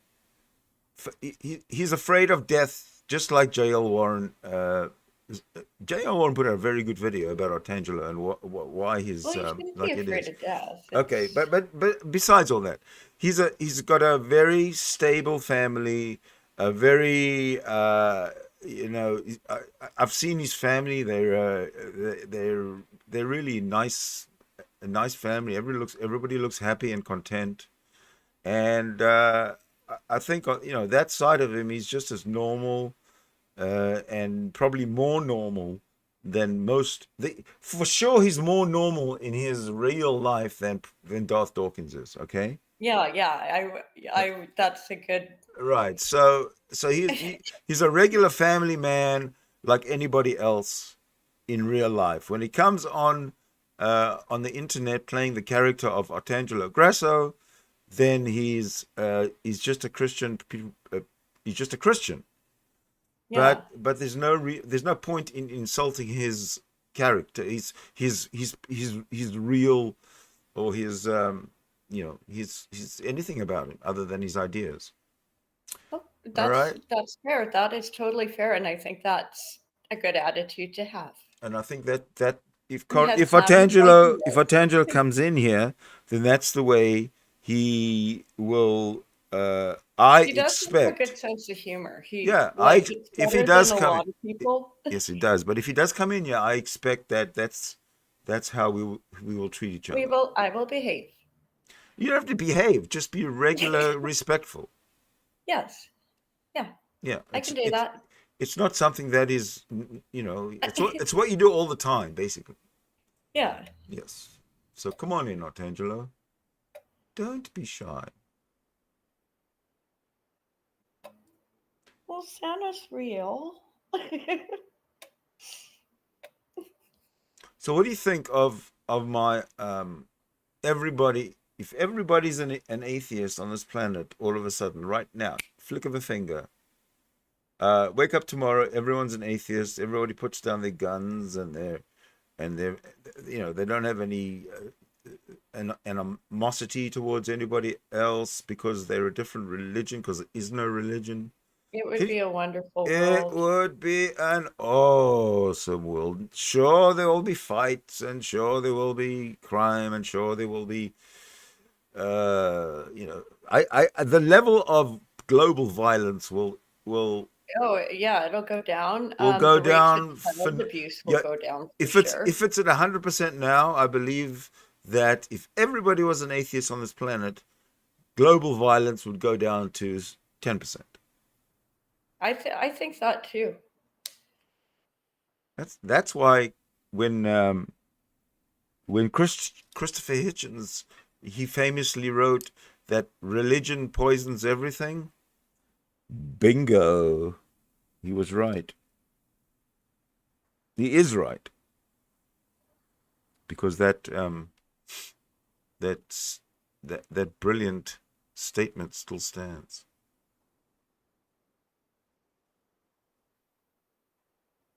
Would you like to read Cryptomeria? The blog that you wrote on the 26th, I think. The one, remember the one after the one you read? The party one? Yeah, I think it was that one. Yeah, the last text blog you wrote. Let's see which. Last one I did was one on the vaccine. Just get the vaccine. Well, the last one you published, you haven't read. You haven't read it because I saw it and I saw that you published it after you read the one on this channel, and then you published another one. Okay, yeah, that one. So yeah, would you like to read that one? Sure. Awesome. I won't play the music. It does have videos with it. No. I know. I saw that there's 2 videos with it. Forget about the videos. Yeah. Just read. You can Well, I you do love the video. I Whiskey in the Jar is understand. a very special song. I So understand that, but we're on live stream and we have I'm copyright. not, I know. I'm just going to read my blog. But if Okay. people don't understand the context, Well, hold on. they will Let not me. understand the blog. I understand that. So you They can they can look up the video and you can refer to the they- video while you're reading the blog. You know, and explain how they can well, find it. this And is the everything. way I usually do my blogs. A lot of them are about music videos. Yeah, I understand that, but you're reading a blog where you're restricted to playing the videos. To not, you're restricted with So playing your videos. if I So can't play the video, well, no, listen, Sydney. If yes, I cannot play the video, yes, which is fine, but without the video, you don't get a context for my writing. great. But you can provide a context before you read the blog. And that's what I said. Now I'm going to read my blog. Okay, go ahead. Jesus. We didn't need to go through all this, you know? Okay, go So ahead. if you watch the video, it's a house party, and it's a pretty crazy house record party. Yeah, go ahead. Yeah. Well, the one I went to wasn't as crazy, but and they moved the house. You have poetic license. It was on land that was unsettled in the courts. It was a beautiful house, but smaller. It wasn't completely trashed. I was miffed with Canadian Catholic last night because he looked at a party on campus with 200 people as no problem. Hi, buddy, it's the pandemic, and it sends a bad message that these will be our future leaders. I also know he doesn't understand drinking. I told him campus was different when I went, and I think he has a romanticized view of college like we all did watching Hollywood movies. At the time, there was a gang war when I was at Highland. There were shootings outside of the bars. Everyone had fake ID too. I remember this party because it was people I met at the Queens or the Canby, and they knew I didn't fit in. I was in school and super young, but they were nice in ways that sorority sisters never would have been. I don't agree with sororities on campus. Binge drinking and Americanized hazing weren't part of my undergrad, but I can see why CC might like the paddle. Ain't my cup of tea. Yes, I hung out with very rough people most of my life, but they are real and honest for the most part, more than what I saw on campus before the pandemic. If he thinks it's cool, it isn't. Ask a paramedic. The end.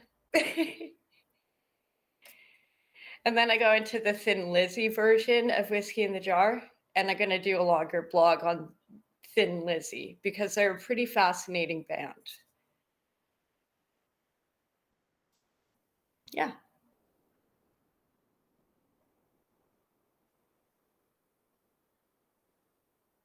I think you're muted. I need a minute. Muted. You need a minute? Okay. Go ahead. Yeah, just a second. I want to grab a drink. All right.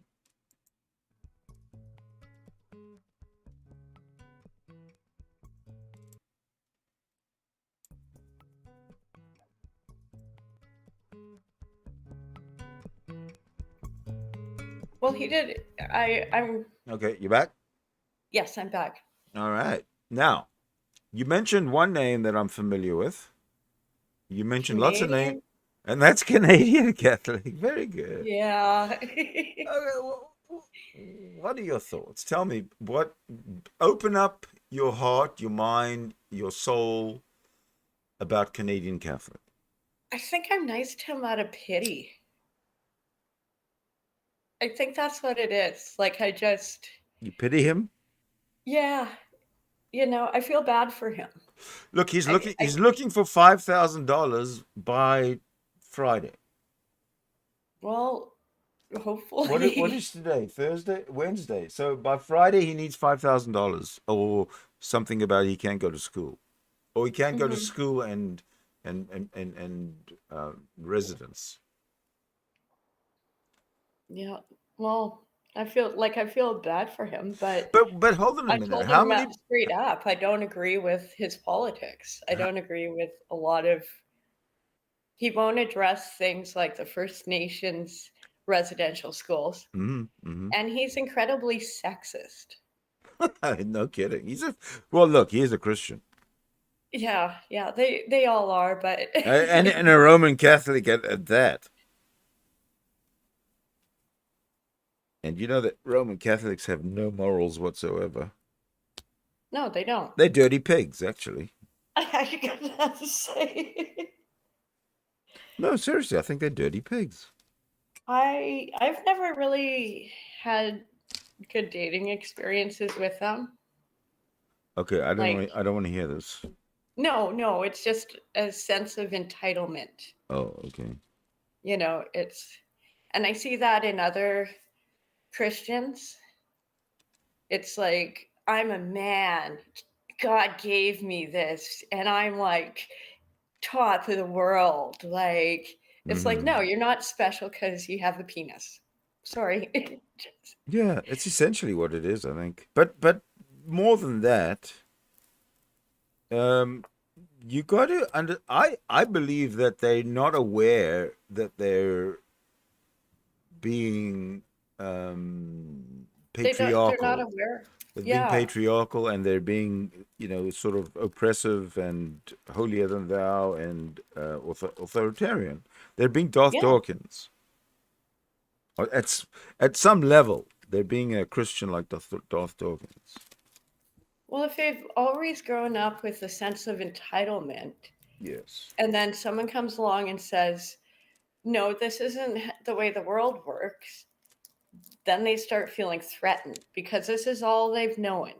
Well, look, their mother, their father, their school teacher, their headmaster, their priest, their bishop, their everything about every person in his community that he trusts has taught him the opposite. Has taught him that fairy tales that are in the Bible they might look like fairy tales, they might come across as fairy tales, but no, they are true, and you cannot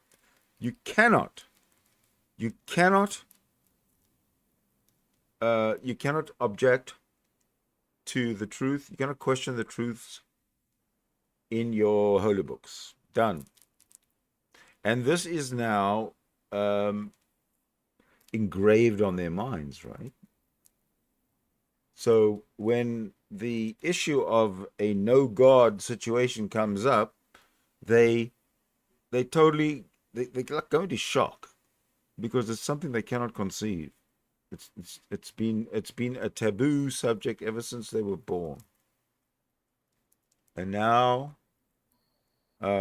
us rationalists, us skeptics, us atheists, we are pretty much pissing on their parade.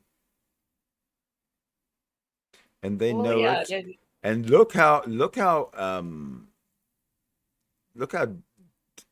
violent they're becoming. Look how verbally abusive they're becoming.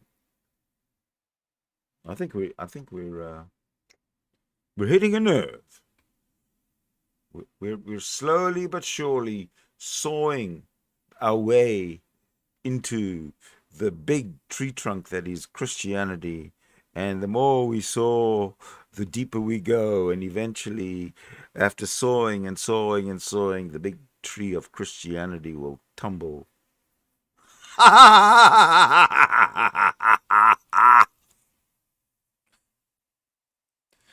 just need to check my messages quick. No, you don't. No, you don't. No, you don't. No, you don't. Yes, I do. No, you don't. Yes, I do. No, you don't. No, you don't. Well, I'm outside of YouTube. I'll be quick. It's I'll a be quick. dead parrot.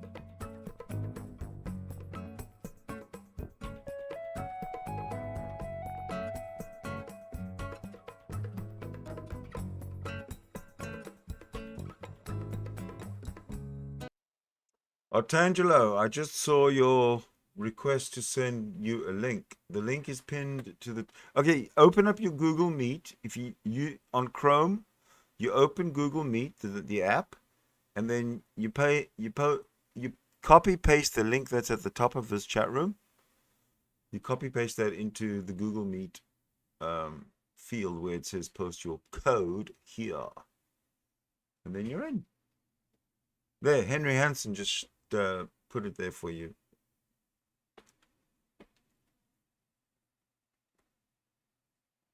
So yeah, come on in.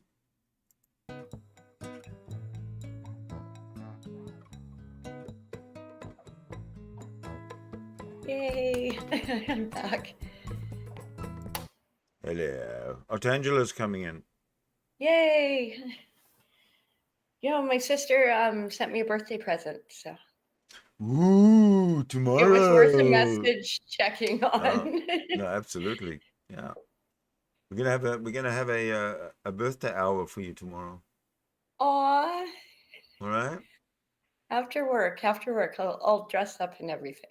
Okay, so it'll be after work. Would be after you come in at 1. Yeah. Okay, well in the evening then. So Yeah. Maybe in the evening. it's Artangelo only uses StreamYard. No, why would you use StreamYard? Just use Google Meet. Oh. What? Just open up your Google Meet app like you would open up Google Maps. And then put in the code. That's it. It's super easy. It's as easy as opening up your Gmail, or opening up your calendar, or opening up your photos, or opening up any of the myriad Google apps that are in your Chrome. The button to find them, of course, is top right in Chrome. You'll see a square with a bunch of squares inside them, and that is the menu for all your apps. Click on that. You get a drop-down box with all your Google apps. Scroll down until you see Google Meet. Click on the Google Meet, and Google Meet will open up, and you will be presented with a box in which to copy and paste the code. And then there's a button called Join. Click on that, and magic.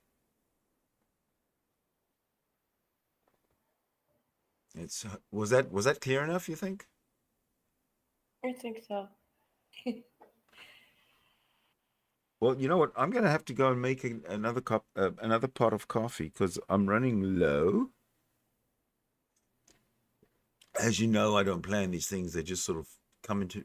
They just pop into existence out of nothing. Yeah, no worries. So, if you'd like to speak, I'm happy to leave the mic open for you. Otherwise, I'll play music. But just play music. I prefer you having a chat. I prefer you talking to everybody and spilling, just getting stuff off your chest. Because you did mention that you wanted to talk to. Who did you want to speak to? Americans about? Oh yeah. But tell me about how you would debate the First Amendment versus the Canadian Constitution. I'll let you speak while I make coffee. We have basically a greater respect for human rights than I would say the Americans do. And also, we don't have the second. The Second Amendment is becoming very toxic in the States. I don't think it was a good idea to begin with, but, going from muskets, like the founding fathers originally thought, to rocket launchers. And it's like, this is my right. No, it's not. You do not need this. And so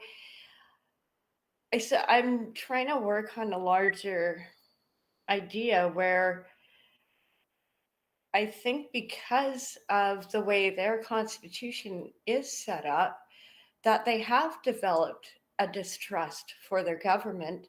Whereas with ours, human rights have been so ingrained into it that we don't have that same distrust. I mean, of course we do. Nobody trusts their government. I don't think it's healthy to trust your government, but the genuine level of fear is not something I understood until talking with Otto the other night. Like I literally had to take a step back because I keep assuming Americans think like me, and it's so different. And I'm trying to find the root of what makes the difference. Canadians like exploring our identities, so. And I don't know, like we grew, like in Canada, you need 30% Canadian content on your broadcasting. Whereas in this, like if we didn't have that, we would have been assimilated into the States. And it's something I do believe in and fight for. And I do think that some of these channels actually should have, if we block things on copyright, why can we not have a warning that this is some of the, like someone like Smokey broadcasting in Canada, that is hate speech. I've even tried to start pointing it out to CJ just because he is way more civil and he is genuinely wanting to understand. Who is CJ? He's like has an apologetics. I'll send you the link. No, it's okay. You probably run into him. Exactly. You can come and have a chat. But I'm not running after Christian apologists. No. What do they call them? Christian apologists? Well, I just think if we don't, it's like he said, if we do not treat people with respect, we will not be able to actually change their minds. And it's hard not to be confrontational.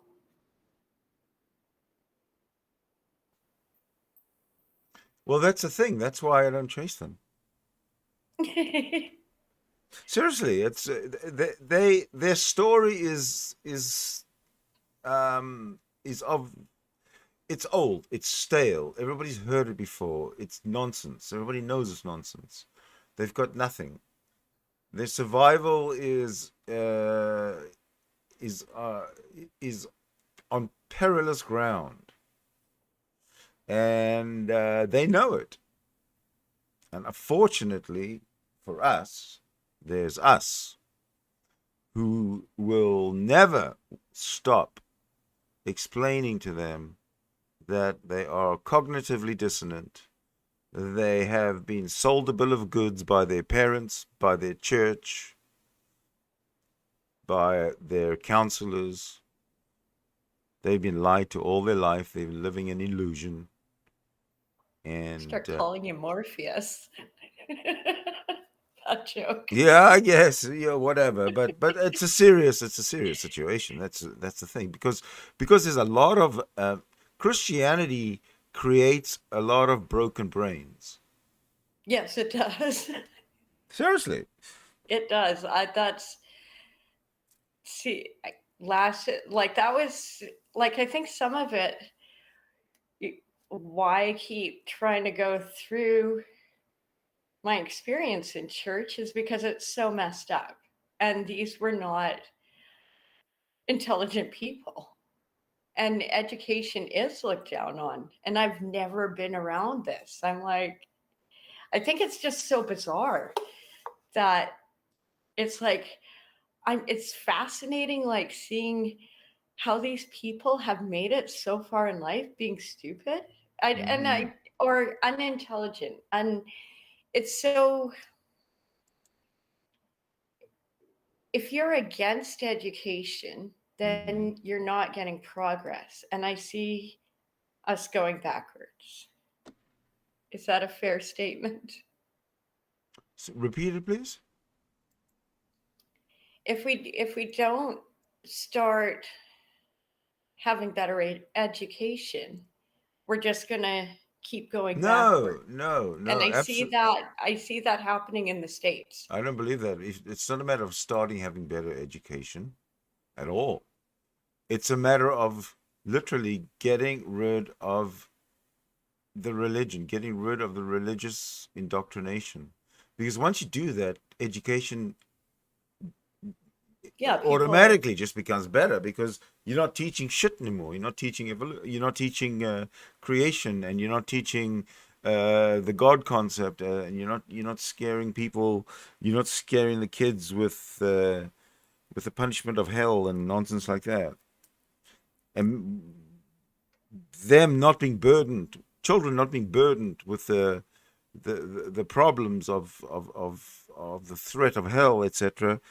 will you ease. grow up happier. Yeah, their anxiety will not appear like it is now. We won't be such an anxious society, and there will be in a better mental position to learn.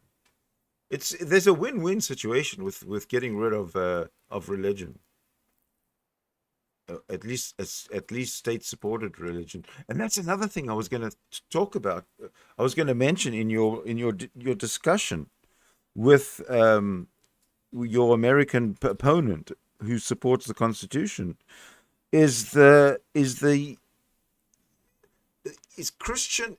The American Constitution and Christianity seems to be one and the same. Yes. And in Canada, that can never happen. No. That's the strongest. They actually realize we have more freedom. Exactly, and that's the strongest argument you have, in my opinion. I'd like any. How about we open the room right now to the discussion of the freedoms that we as Canadians have versus the oppressions, the Christian oppression that the Americans have to live under. Well, there's so many things, and they're so brainwashed they don't even see it. Like, and they have this fear that we're commies. This is socialism. Boo, we're evil. And I'm like, how are human rights evil? Well, you know what? We could get away with just having a conversation between you and I about Canada and its freedoms, and how we know when we know that we have a freedom that the Americans are not afforded. We can talk about that and see how many we come up with. That sounds good. Now, the coffee that I said I was going to make has been brewed. It's ready. It's bubbling. It's burbling. It's it's gurgling. So I'm going to go and fill up. You want some music instead? Yeah, music for a minute. Musical interlude.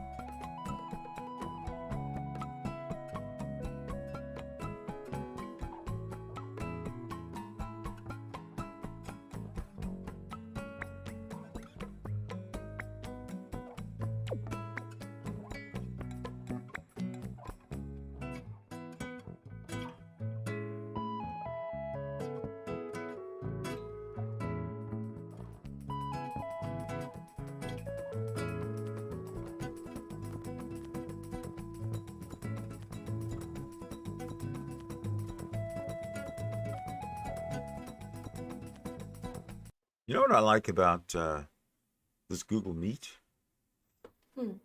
If you look in the chat, Artangelo says, "Send me a link. I come in." Right? Well, with this Google Meet, you don't need a link. You open up an app and you put in a code. The code is there. You don't need a link. There's no confusion. It's a beautiful thing. What I should, you know what I should do is put. If he's getting stuck, like the way my computer is, I had to scroll up to get the code you had posted in the chat. Yeah, but I pinned it to the top. Won't cut and paste. No, if yes, you can. You click it, and then it sort of opens up a bit, and then you can't cut it, but you can certainly copy it. I'll be back in 1 sec. Okay, I am going to work on changing. Well, you have some music while I do that.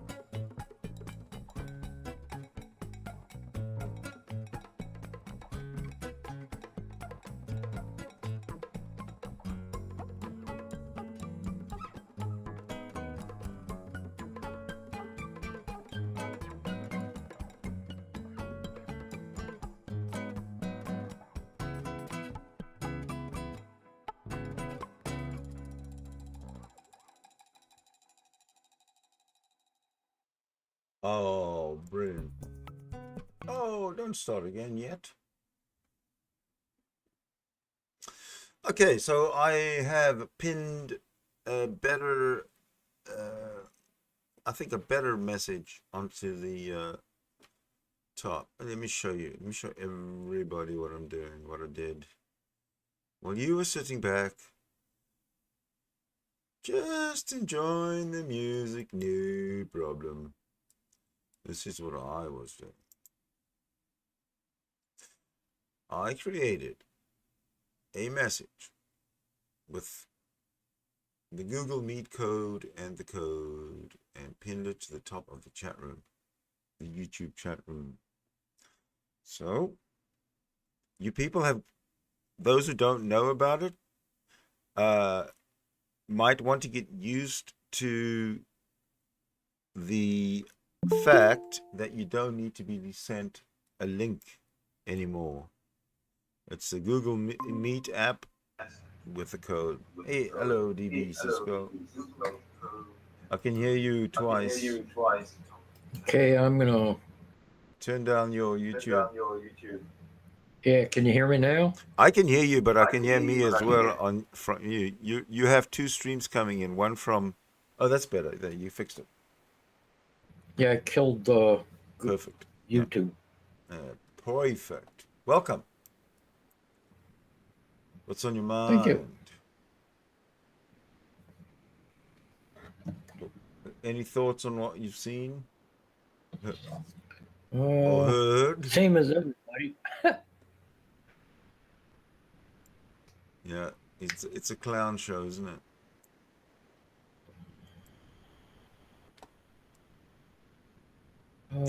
I wonder when we're all going to get tired of talking about these Christian presuppositionalists and move on to something that actually that actually means something.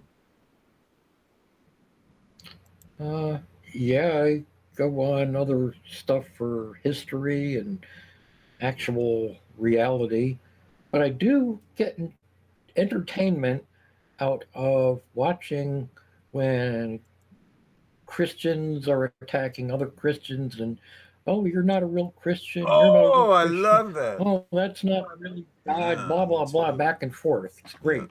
Yeah, love it.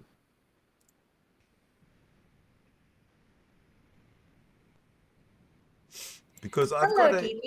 Ah, you're back. Hello. Yes. Hi, Cryptomaria. Hello. You guys know each other?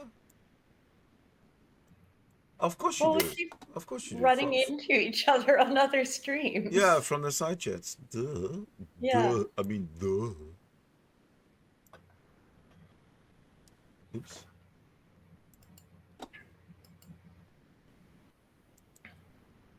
No, I went on Clockwork Rex's chat last night. Yes.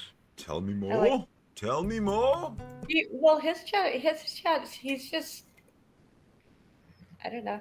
He's cool. I don't know who I that like is. cool Americans. What's his name? Clockwork Rex. Oh, I'm not familiar with that one.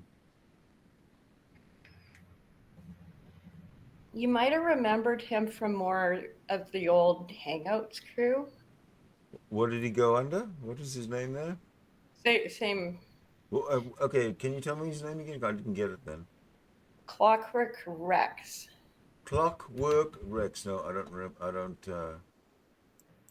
recognize that name. Not You don't one, get out much. not You at need all. to socialize more, Sydney. I remember him. I'm good, thanks. I like my bubble. Yep. Just me and my bubble.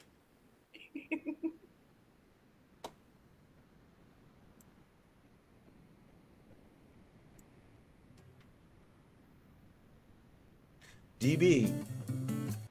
Yes. Are you a Second Amendment fanatic? Pretty much. Oh, Cryptomaria wants to talk to you.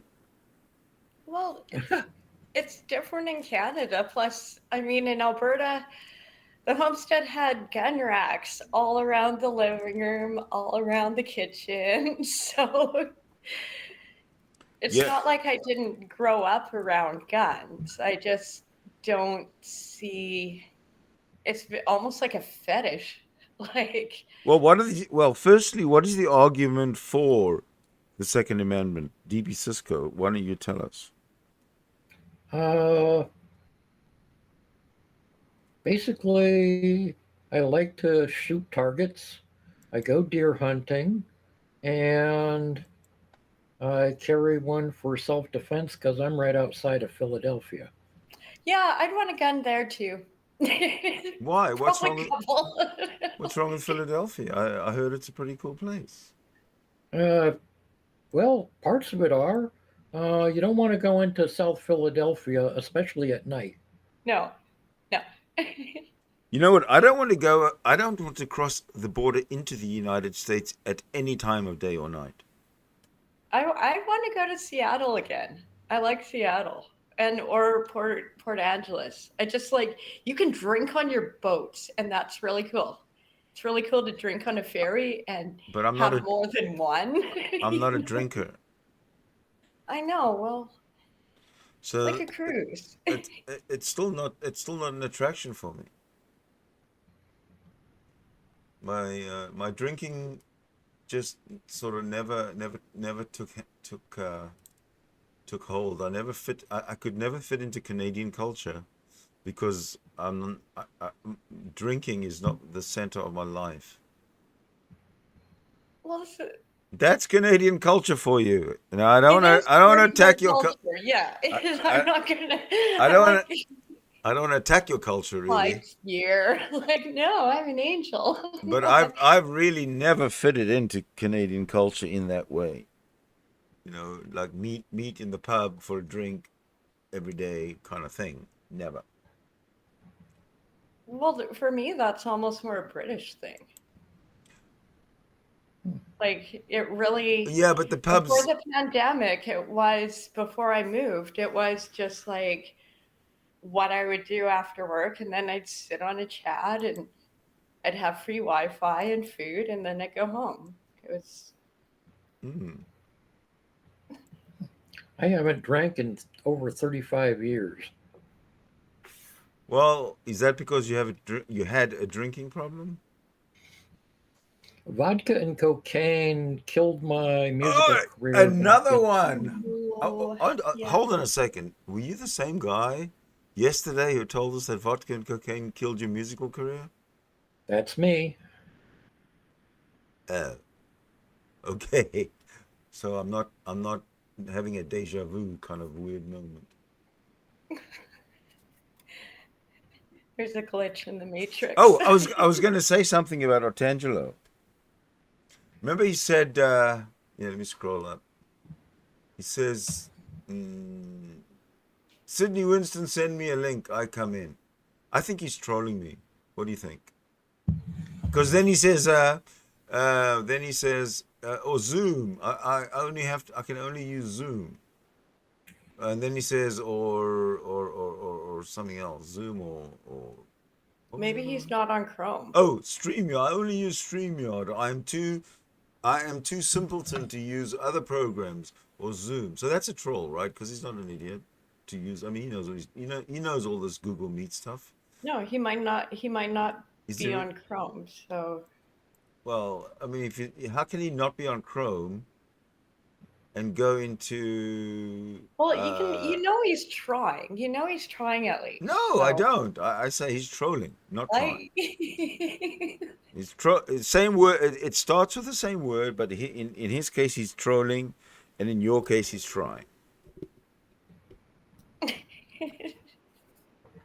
I find Artangelo very trying. And you know why I say that? You know why I say that? You know why I say that? Is because yes, you get my point. Because he would not be in the side chat. No, I'm being cheeky. He would not be in the side chat without Darth Dawkins' permission. That's why I know he's trolling. Darth Dawkins says, Artangelo, Sydney Winston's live. I mean, I drink Go a troll. lot, but I'm very rarely super drunk.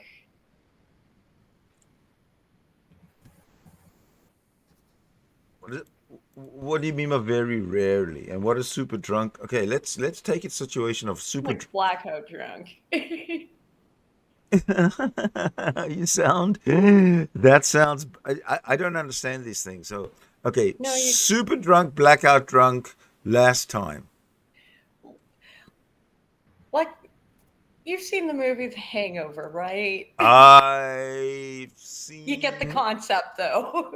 No, I want to hear what you mean by super drunk, blackout drunk.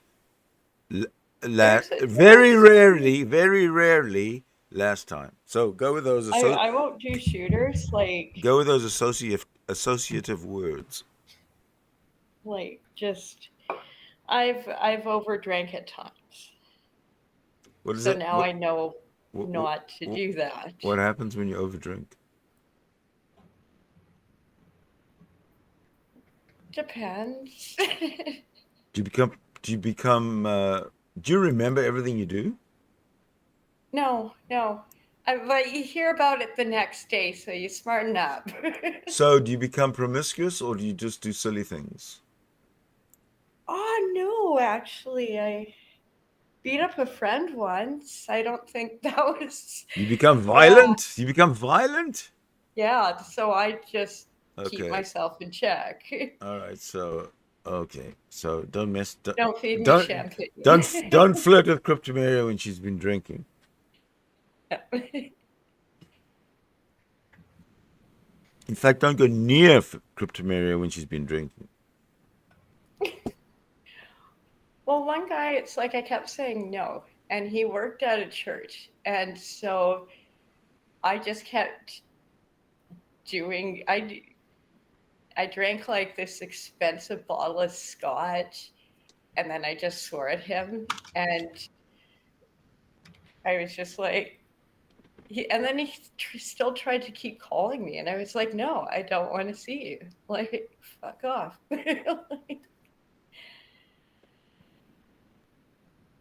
It was Well, he wouldn't take no, so I got obnoxious. It's like turning into the Hulk. You know what? That's all part of getting through life. We should discuss the 11 rules of the earth, the 11 satanic rules of the earth, in that context, and you'll see that you did nothing wrong. Right? Mm-hmm. You know this. You know the 11 rules, right? Well, we can go through them. Sure. You gonna read them? No, I need a minute. I still haven't found them. I'm gonna go look for them now. See, all these curveballs coming at me all the time. I'm live, and then you got to find things. I'm just kidding. I wish I took a picture of the suits because I was very impressed. I thought Picture of the what? of all the suits, like Oh, the suits that you were working with? yeah, I've never done uniforms. I mean, I've never done dry cleaning, but it was a cool thing to do. Like, Right. even though we have like really trashy uniforms, it's like I feel bad for our military. I'm like, we really should invest a little bit more in this. Why are they constantly at war and they need such good quality? I don't think Well, so. we could have done a little better in Afghanistan. I mean, we didn't actually have proper desert camo, I think, until about year 4. Mm-hmm. Had to point out the Canadians. Like,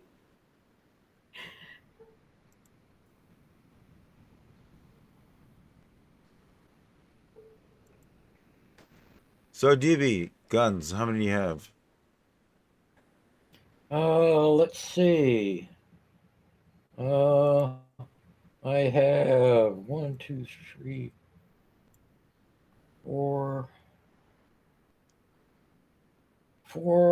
AR-15s, an AK-47, 2 AR-15 pistols, some BB guns, a black powder pistol, a 22 caliber pistol, a 1911 automatic 45, a 9mm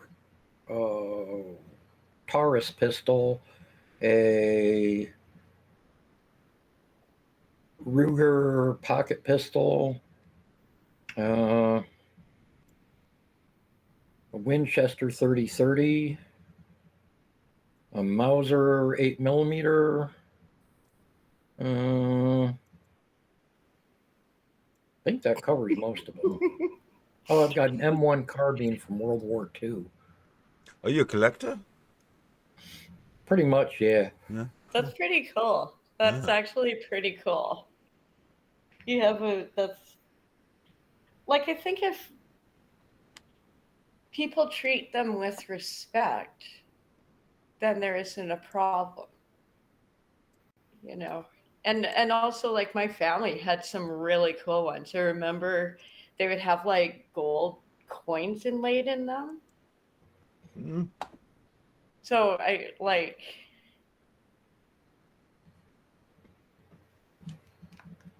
yeah, but then we changed the rules, so all the guns are somewhere. Okay, so this game that we're going to play next is comparing the evil god of the Christians' 10 Commandments to the good and benevolent 11 satanic rules of the earth. So how do you propose we do this? I have a plan, but how do you propose we do this? Because Cryptomeria, you really have a nice reading voice, and you're all trained in everything. So why don't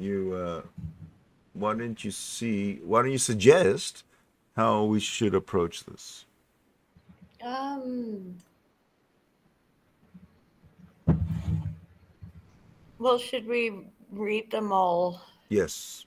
out? I Because think they don't line up. no, Like you they're can't. not supposed to line up. That's not the Okay. point. That's not the point. They all think of the red side as all one, and think of the green side as all one. So Okay.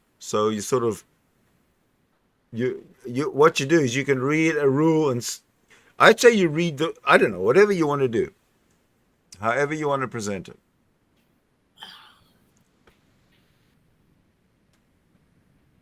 So you just want me to read them out? Well, read them out, and then let's pause and maybe ruminate a little bit about.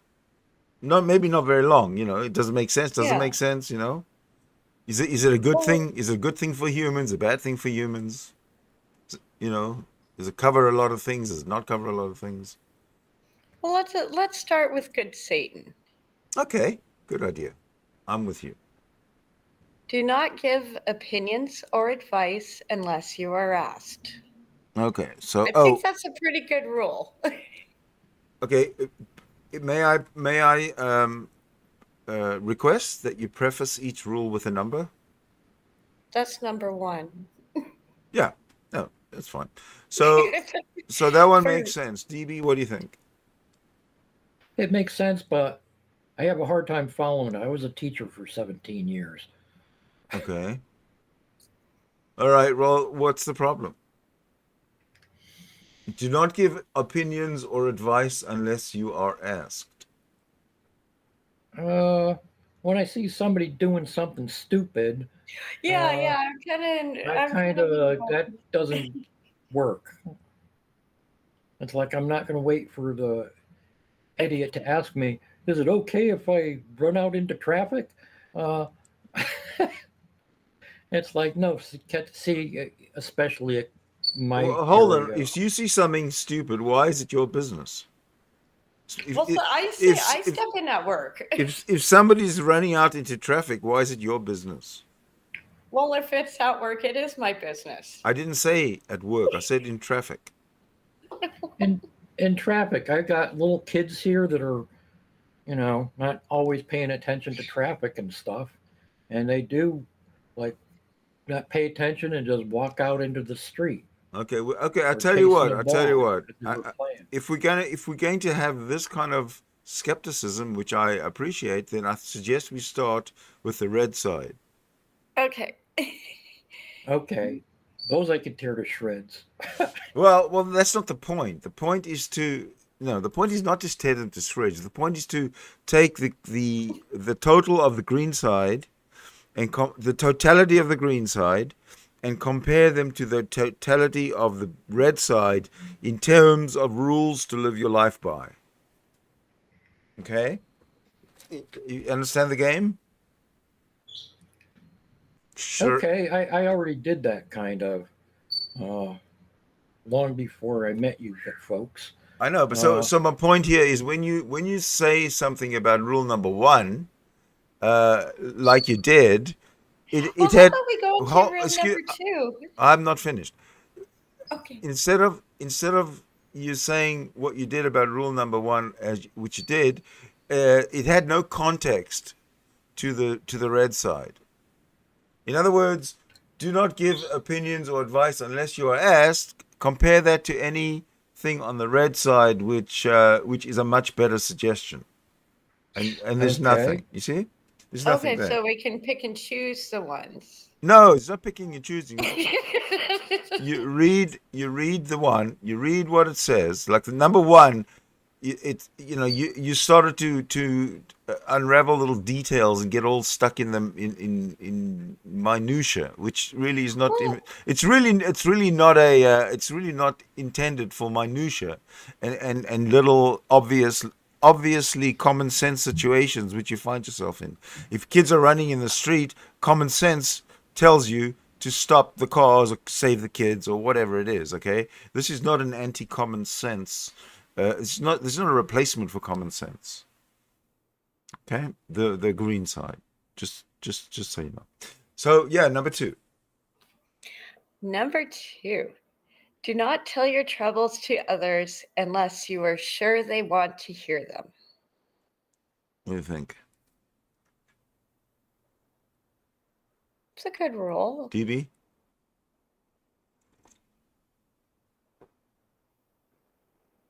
DB's disgusted with me. You are annoying. Okay. Number 3. Yeah. When in another's lair, and show them respect, or else do not go there. So my only thing is, like, I know they like the whole, like, yeah, let's use temple and lair and all blah blah blah. It's, it's, I well, like it, if but you it's come still, into if you come into my house yeah. and you don't show me respect, then it's better that you don't come into my house. Well, see, that ties into number 4, which is, if a guest in your lair annoys you, treat them cruelly and without mercy. Because they've come in to Yeah. my lair and they didn't show me respect.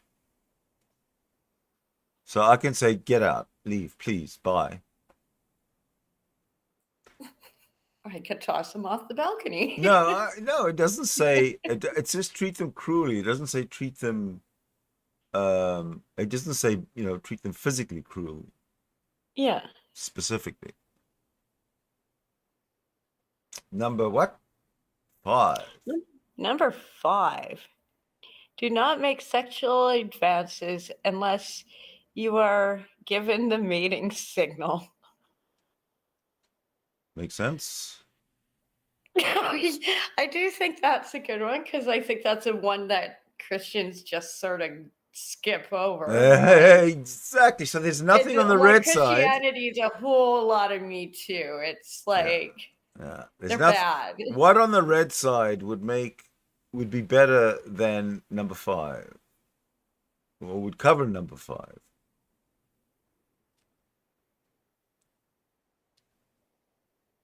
Well, something like number 8, with God's commandments. You shall not steal. You shall not steal is just a matter of respect that, is ingrained more in the satanic side.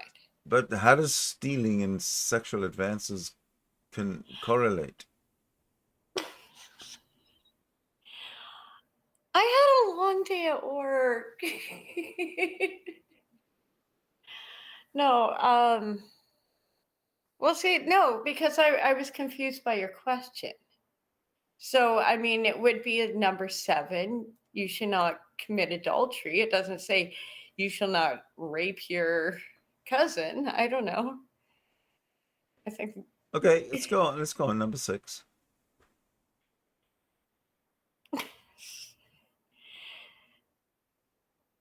Do not take which does not belong to you unless it is a burden to the other person and they cry out to be relieved.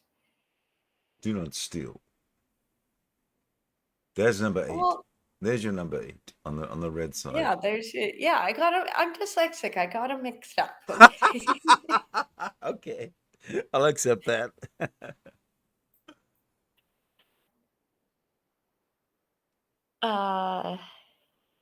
Number 7.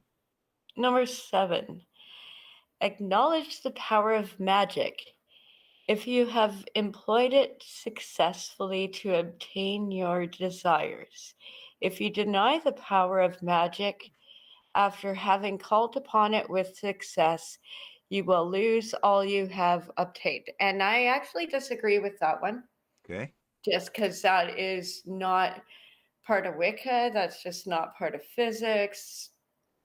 There are things with the satanic one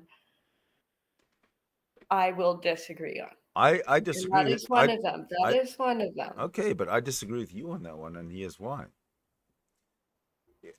I'm just going to read it again, and then I'm going to talk about it.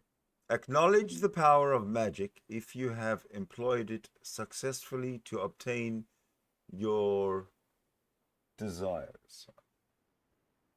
Okay, that means if you pray for something, because prayer is magic, right? Mm-hmm. And if you pray for something and it comes true, then if you deny the power of magic after having called upon it with success, you will lose all you have obtained. You will never have a prayer answered again. If you pray for something, and like if you pray for something and it comes true, and I mean people rarely pray, okay? But if you really pray for something that you really in to the depths of your being believe in or want, and it comes true, then that was magic, and don't believe it wasn't. Okay, well, Hold on, and accept it as such, even though we all know that it was pure coincidence. Just accept it as, if you believe it was magic, leave it as believing it's magic. Okay, I'm sorry, what was your rebuttal? Aren't you supposed to be an atheist? So by automatically having that question, it's like, well, you're still playing make-believe. Yeah, if I say, it isn't bad to acknowledge the universe and be like, hey, thanks for the personal. blessings. It's personal. If I say, I need so you believe in magic, you just I didn't don't say believe. I believe in magic. Why don't you let me finish what I'm saying before you I'm a bitch. You should know this by me. Well, I'll shut up here. Try and be an adult, bitch. Okay, if I believe in magic, and if I don't pray normally, and all of a sudden I pray for something and it comes true, okay, it's coincidence, absolutely, but it's kind of magical. So then you do have a case for, oh my God, that was totally magical. The coincidence is so totally, it's so totally like a 1 in a trillion, zillion, billion chance that this could have happened. That you almost believe it's magic, even though it is coincidence. But in a way, a coincidence is magical if it turns out to be what you want. Hatred. Hello. Have you met morning coffee here and heading out to some beach today. Don't go to the beach. There's sharks. I got a spear gun. Well, don't abuse sharks. They're people too. Oh. Yeah, I never have yet, but don't kill sharks. I have what's called the Cressy Star 55. Listen. We human beings are the most evasive, disgusting species ever. So if a shark attacks you, just know that the shark is a better species than you. Yeah. Yeah, no doubt. Why do you sound like... you just woken up? Yeah, I don't have too much to say. Just having a morning coffee. Just want to pop in and say hi. And all right. Well. And I have to get my gear together. One of my snorkels has a leak, so I have to epoxy it. Oh, wow. All right. Well, have a great day. Oh, I will, but I'm here for now. Okay. Yeah, once again, I have to shut the aircon off because it's hard to hear. No problem. Thanks for popping in, though. Yeah. Crypto, long time no see. Hi. Oh, you guys actually are acquainted? Oh yeah, from way back, but it's all a blur. You know what? I miss fucking everything. Yeah, I think you do see me. What the hell? Yeah, me, I don't fuck everything. I just just the wife. No, I miss everything. I didn't say I fuck everything. Well, you only live once, might as well fuck everything. Hang on, I got pillows all around me. Anyways. Well, that sounds fun, going to the beach. Yeah, well, there's not much else to do. Fish, or go to the beach, or have a barbecue. Barbecue. It sounds like a lonely, dismal life. No, not really. Well, you know, when you're looking at all the corals and all the fish, it's just like a whole nother world, right? Yeah. Yeah, but it's there's nothing else. There's no change. It's the same thing every day, and you have to go outside your house. Yeah, but there's oysters to find, and clams, and scallops, and exactly. Wow, please. I'm gonna pray for this all to end for you tomorrow. If it comes true. Well, if I get bit by a sea snake, it'll probably end by tomorrow. No, I don't mean for your demise. I mean for this torturous lifestyle that you have to live. You have to leave your house every single day. Do you know what that actually means to a person like me? Well, if I stay, actually, I just want to update crypto that is that 8? Yeah. Anyways, I'm in the Philippines last 2 years, 8 months, from Vancouver, Canada.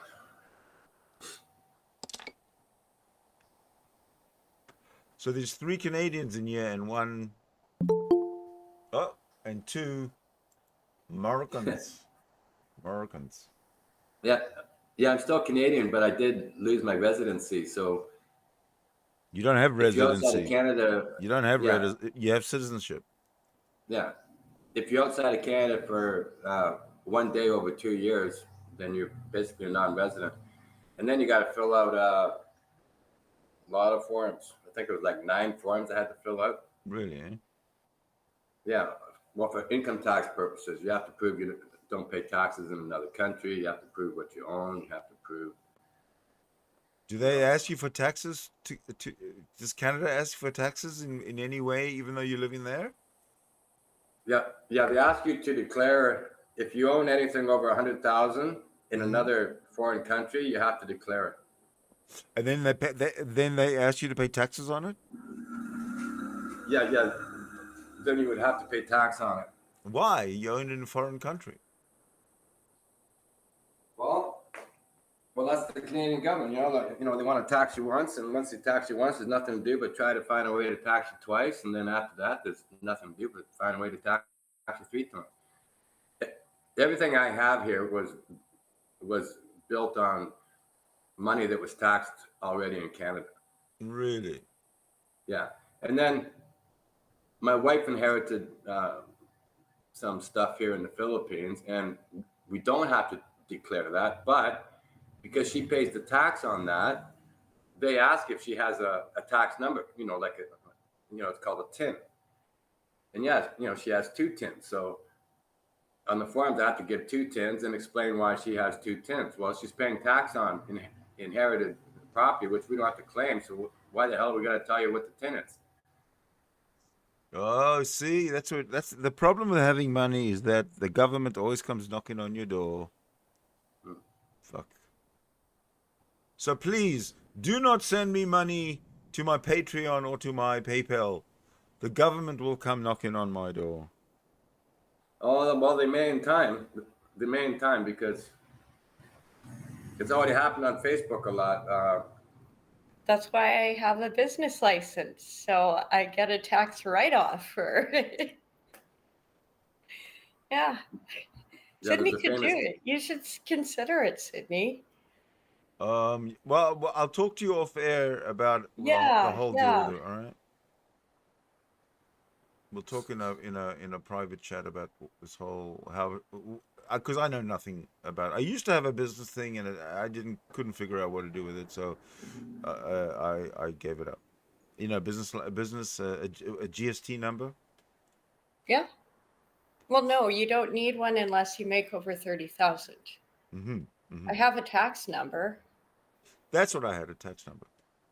Yeah. Yeah, Crypto. Are you Canadian? Yeah. Which province? BC. Oh, BC. That's right. You know Yeah. BC. You know Trade. You know BC. You know where it is? It's in Canada. Yeah. British China. Yeah, that's correct. BC. British China. Well, yeah. Well, Google it. The Chinese own 34% of British Columbia right now. Yeah, well, they helped build it. I don't see a problem. Yeah, Did you see what we did over the railways? Like, I don't see a problem. and also they're like, they have as much right to be here as anyone else. Well, it's not that. I just don't see a problem with. So what if they owned 100%? So what? Yeah.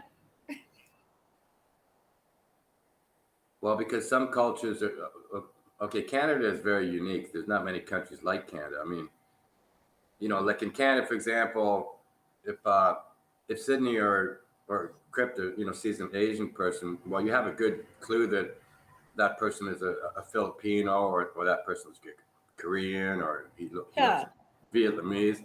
But in America, they're just all chinks, right? Yeah, that's it. Yeah. No, I don't see what you're talking about. No, I have seen that difference. Like I work so much in housekeeping. I can listen to Filipino and and it's not Chinese. It's funny what you pick up in service industries. Right. Yeah. So going on to say, the Canada is uniquely different. So other countries at some percentage rate have still, they're xenophobic, like Vietnam, Bangkok, Philippines, but China, for example, they don't respect the Philippines people. Most of them over there that are working overseas workers are, they're being abused, and there's all kinds of issues. So the more Chinese you have come into Canada and they create these monopolies, well, they just hire Chinese. It's like now the odd Chinese will hire. I find that to be rather xenophobic. Yeah, and I really like that hasn't been my experience living on the coast. Exactly. So maybe it looks like that from the outside, but I've never experienced Victoria like that. Like we have one of the oldest Chinatowns in Canada, and it doesn't matter. Like we all just sort of blend in together. Well, to be fair, over the course of my career, I've sat twice in front of a Chinese, big boss of whatever hotel corporation, whatnot, and I never got hired, but a Chinese person did. So now that's only my experience. Yeah, but that's to be expected. There's nothing inherently wrong with that. Yeah, but I'm saying the Irish don't come into Canada and then just hire Irish. Well, how do you know? How do you know what that didn't happen that way when they came into Canada in the 1850s? I guess my experience in printing was like, if you're sober, you're hired, or sober-ish. So, the bar's so low. Well, in the prior history of Canada, the French were among some of the first people here. Oh yeah. Hence, we always have a French, prime minister. Yeah, and they can stay in Quebec. Yeah. Sorry. So, yeah, there's 198 countries in the world, so why do we always have a French prime minister? And the French, by the way, who the hell wants them? Well, we like. What's wrong? Hold on! Whoa!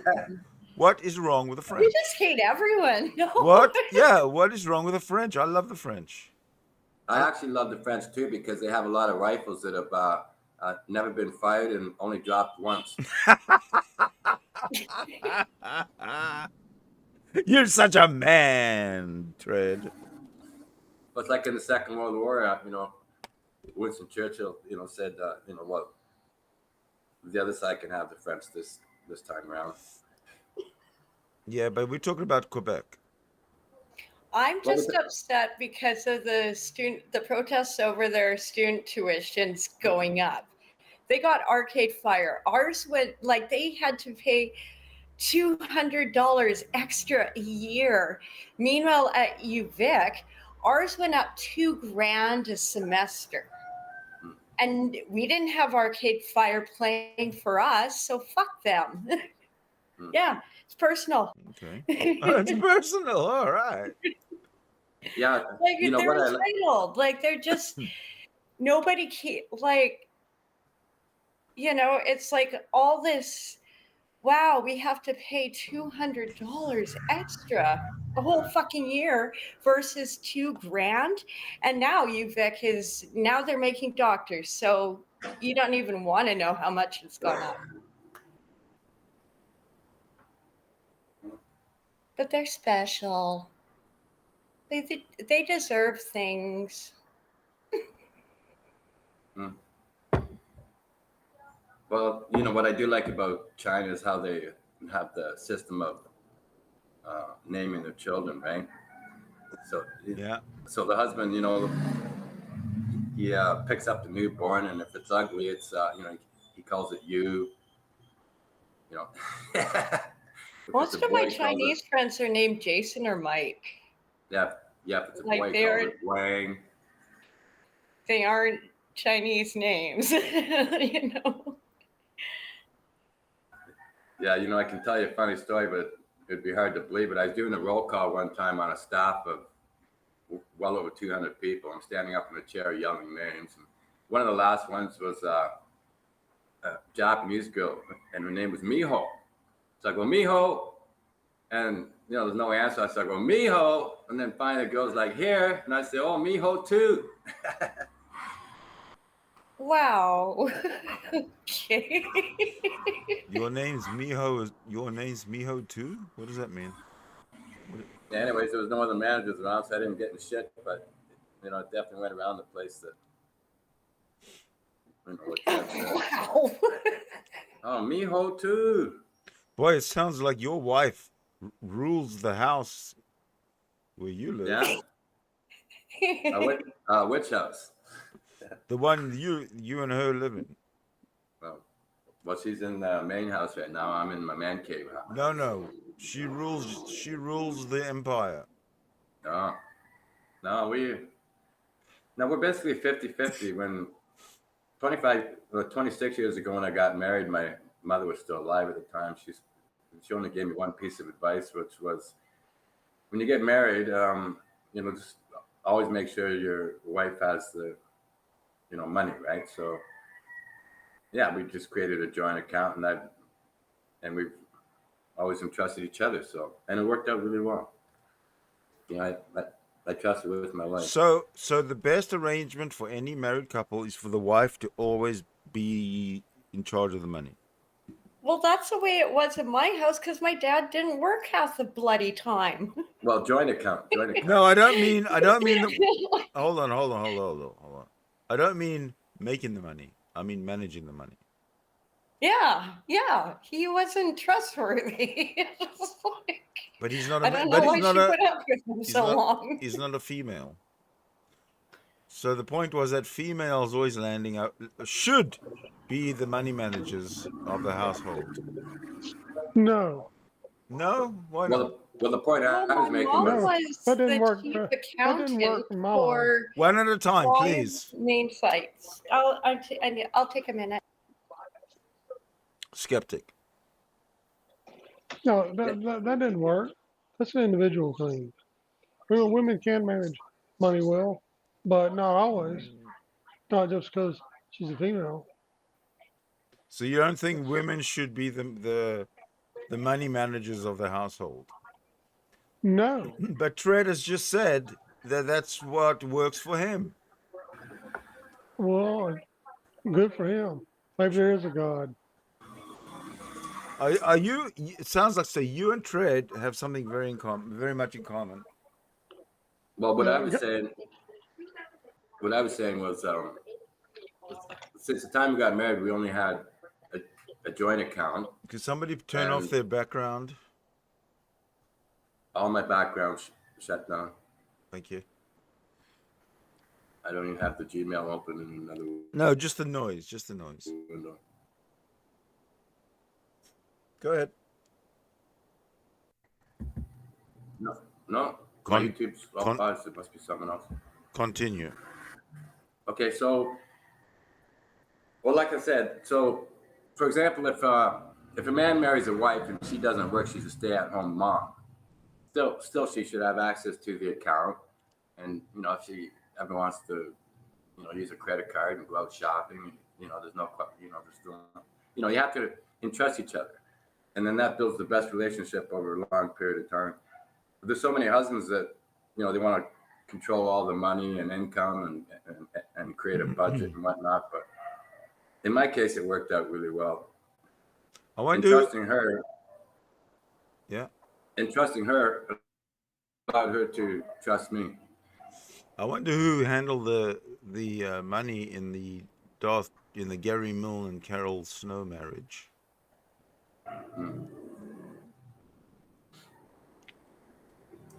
Well, happy wife, happy life. So, husbands that budget their wives, that, I can be very happy after 20 years of marriage. Oh, hold on a second. I thought you were married 25 years.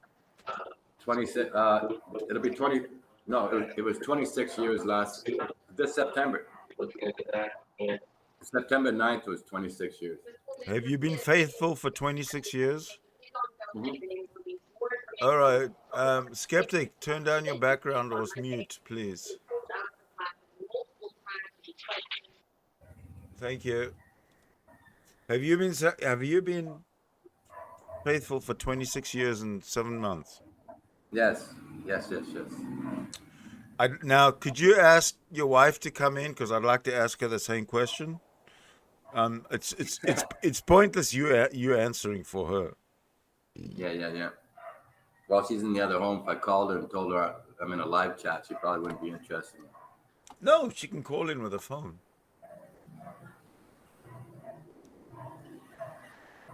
Well, maybe another time, but we're still getting ready to go to the beach. So she's cooking. She's cooking right now. No. Nice. She's making up chicken, It jello. sounds like you love her a lot. Like Oh, yeah. your voice picks up when you talk about her. So you pick up on that, eh? Yeah, thanks. Can I tell you a joke though? All Kept right. it. Yeah, when a lot of people, well, it's not a joke, but it's something I always say. When a lot of people that, I'm walking around the Philippines and they're like, hey, you married? I go, yeah, I've been married, like many years. And they go, how old's your wife? I say, she's 21. I'm 60, by the way. Oh, wow. And they go, 21? I said, yeah, but when I turn the lights on, she's 54. Yeah. Good one. I know one of your secrets that you have. I'm blonde. I'm slow. Sorry. That make. You're not I tell right. people. I tell people she's 21. Yeah. But when I turn the lights on, she's 54. Okay, I get that one. Yeah. I don't know.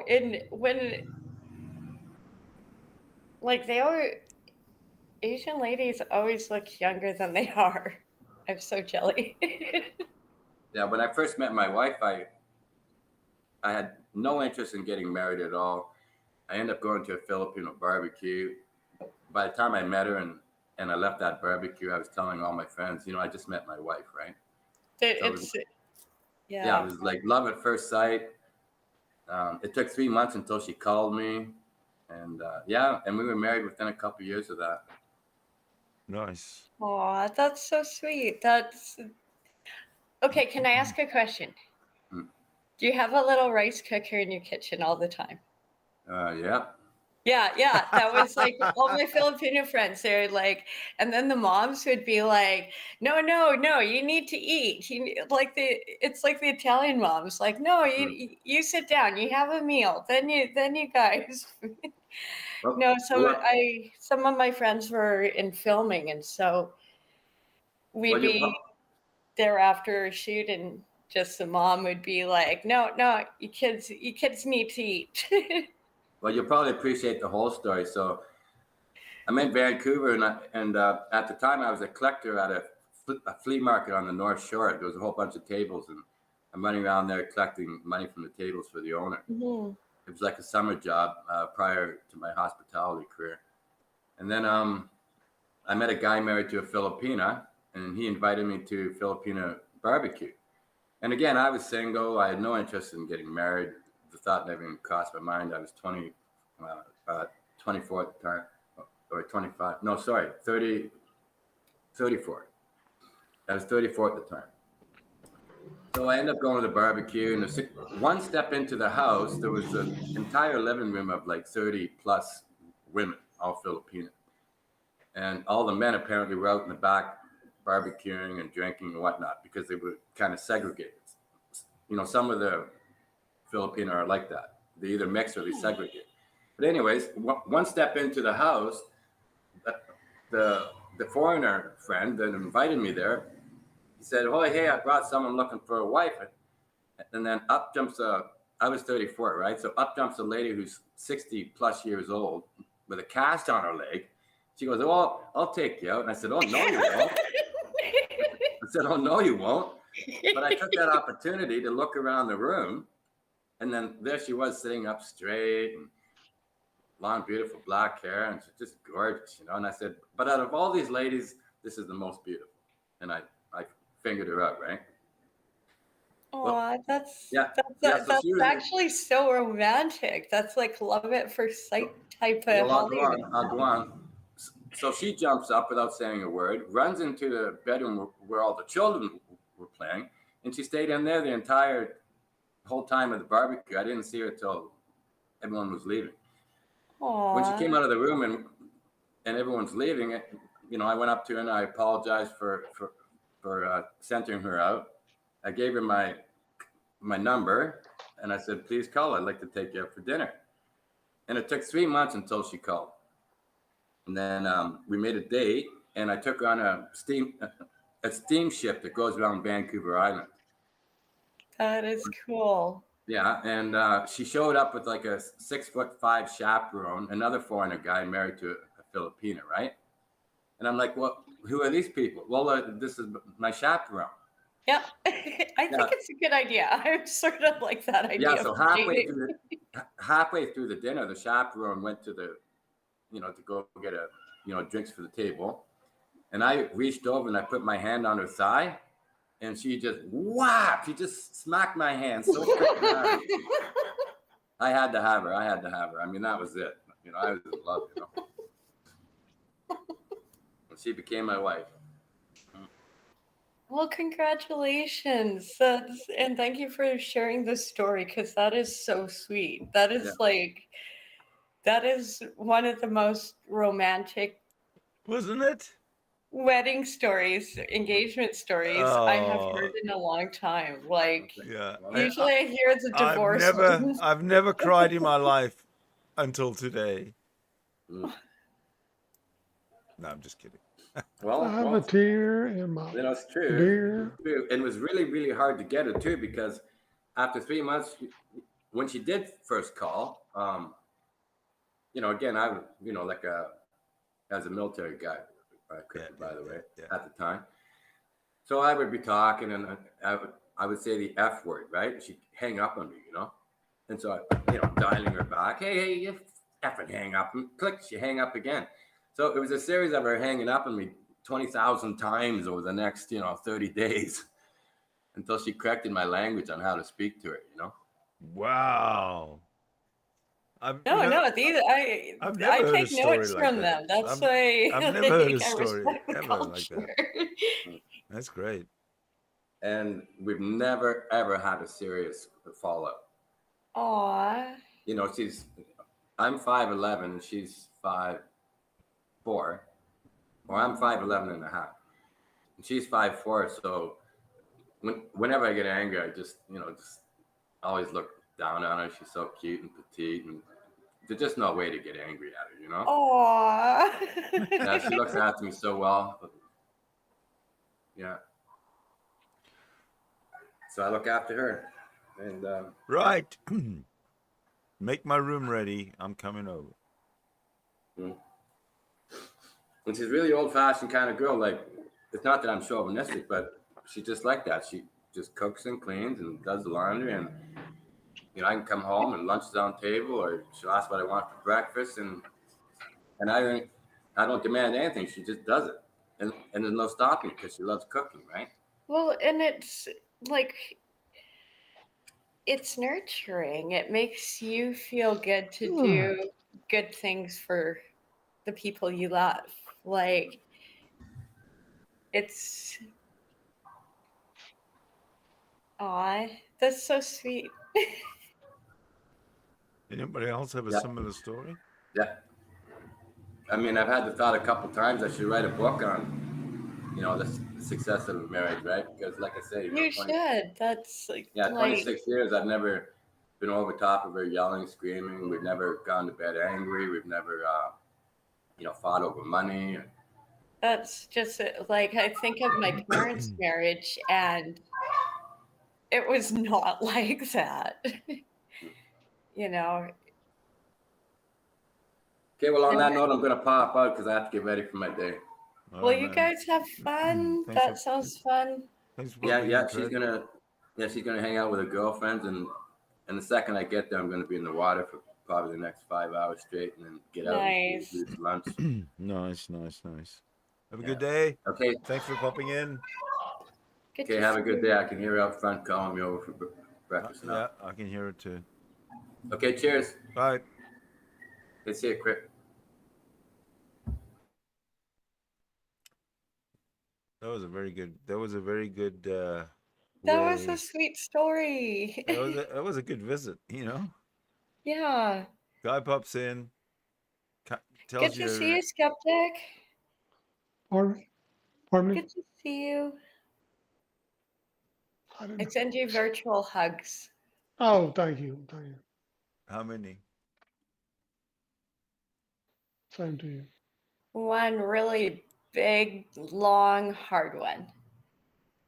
Yeah. Okay, that sounded worse than I meant. That Okay, sounded all worse. right. So skeptic, skeptic, you're getting a hard one. I tell you, that's funny you said it. The other day when I went and ate, my Sunday, a little Christian girl came up and wanted to pray for me, and she asked to give me a hug. She gave me a hug.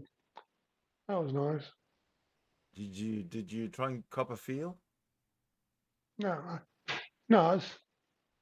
I'm just there, man. I'm just kidding, dude. Yeah. Well, if I could have, I probably would have. Yeah, exactly. That was the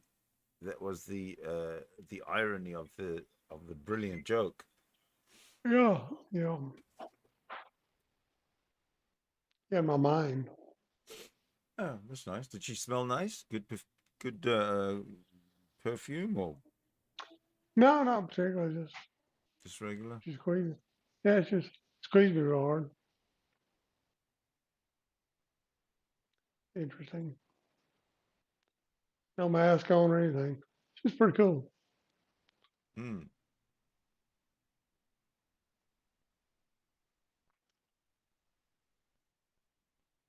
I did have a good time up there. What what were the words that she used in her prayer? No, she didn't pray in front of me. She just gonna let me know that. That she's gonna be praying for you.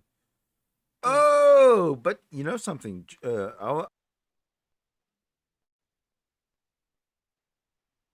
sound stopped. I need to admit something personal to you, Skeptic. Every night since I've met you, I've been praying to the same potato for you. I just want you to know that. Well, that must be what's giving me so much strength. I can't discount the value of magic. It's not a toy plastic potato, is it? No, it's a live potato. Oh, I keep it alive through the power of the responses to the prayers, and also water and natural things that keep it alive. But it's a potato that I pray to. Now, I will admit that not all my prayers are answered. Not all. Oh, I think I ran into a domestic dispute. Yeah. No, it wasn't. I'm gonna have to go. All right. I'll catch you later. Yeah. Well, now I lost the whole train of my story. I lost the whole subject of my story. We have to find something else to do. I tell you what, though, this stream has been going for 3 hours and 8 minutes, and I'm prepared to call it a day. What do you think?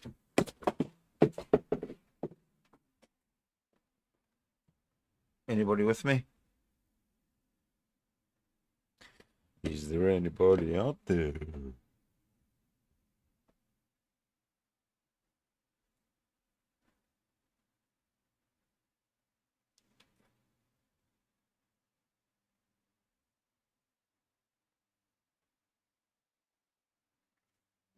Why can I not hear anybody?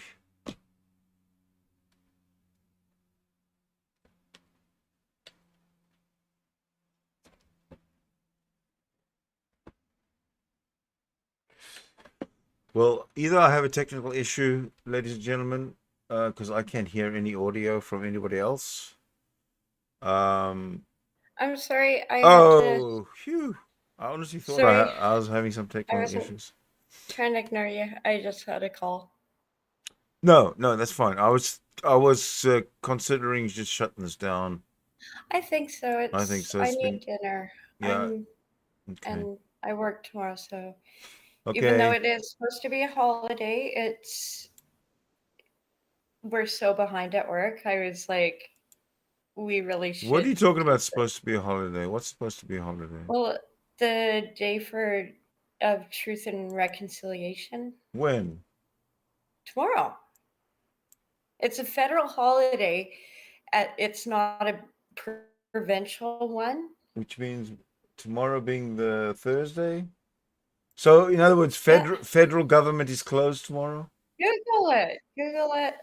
I don't really care. Normally someone would want their birthday off work, but I'm like, no, we're so far behind. Like, let's get some of this out of here. Yeah. Well, you take care, Sydney. Best regards, and thank you for the conversation. No, it was And awesome. Bye, DB. It was awesome. Bye, DB. Bye, everybody.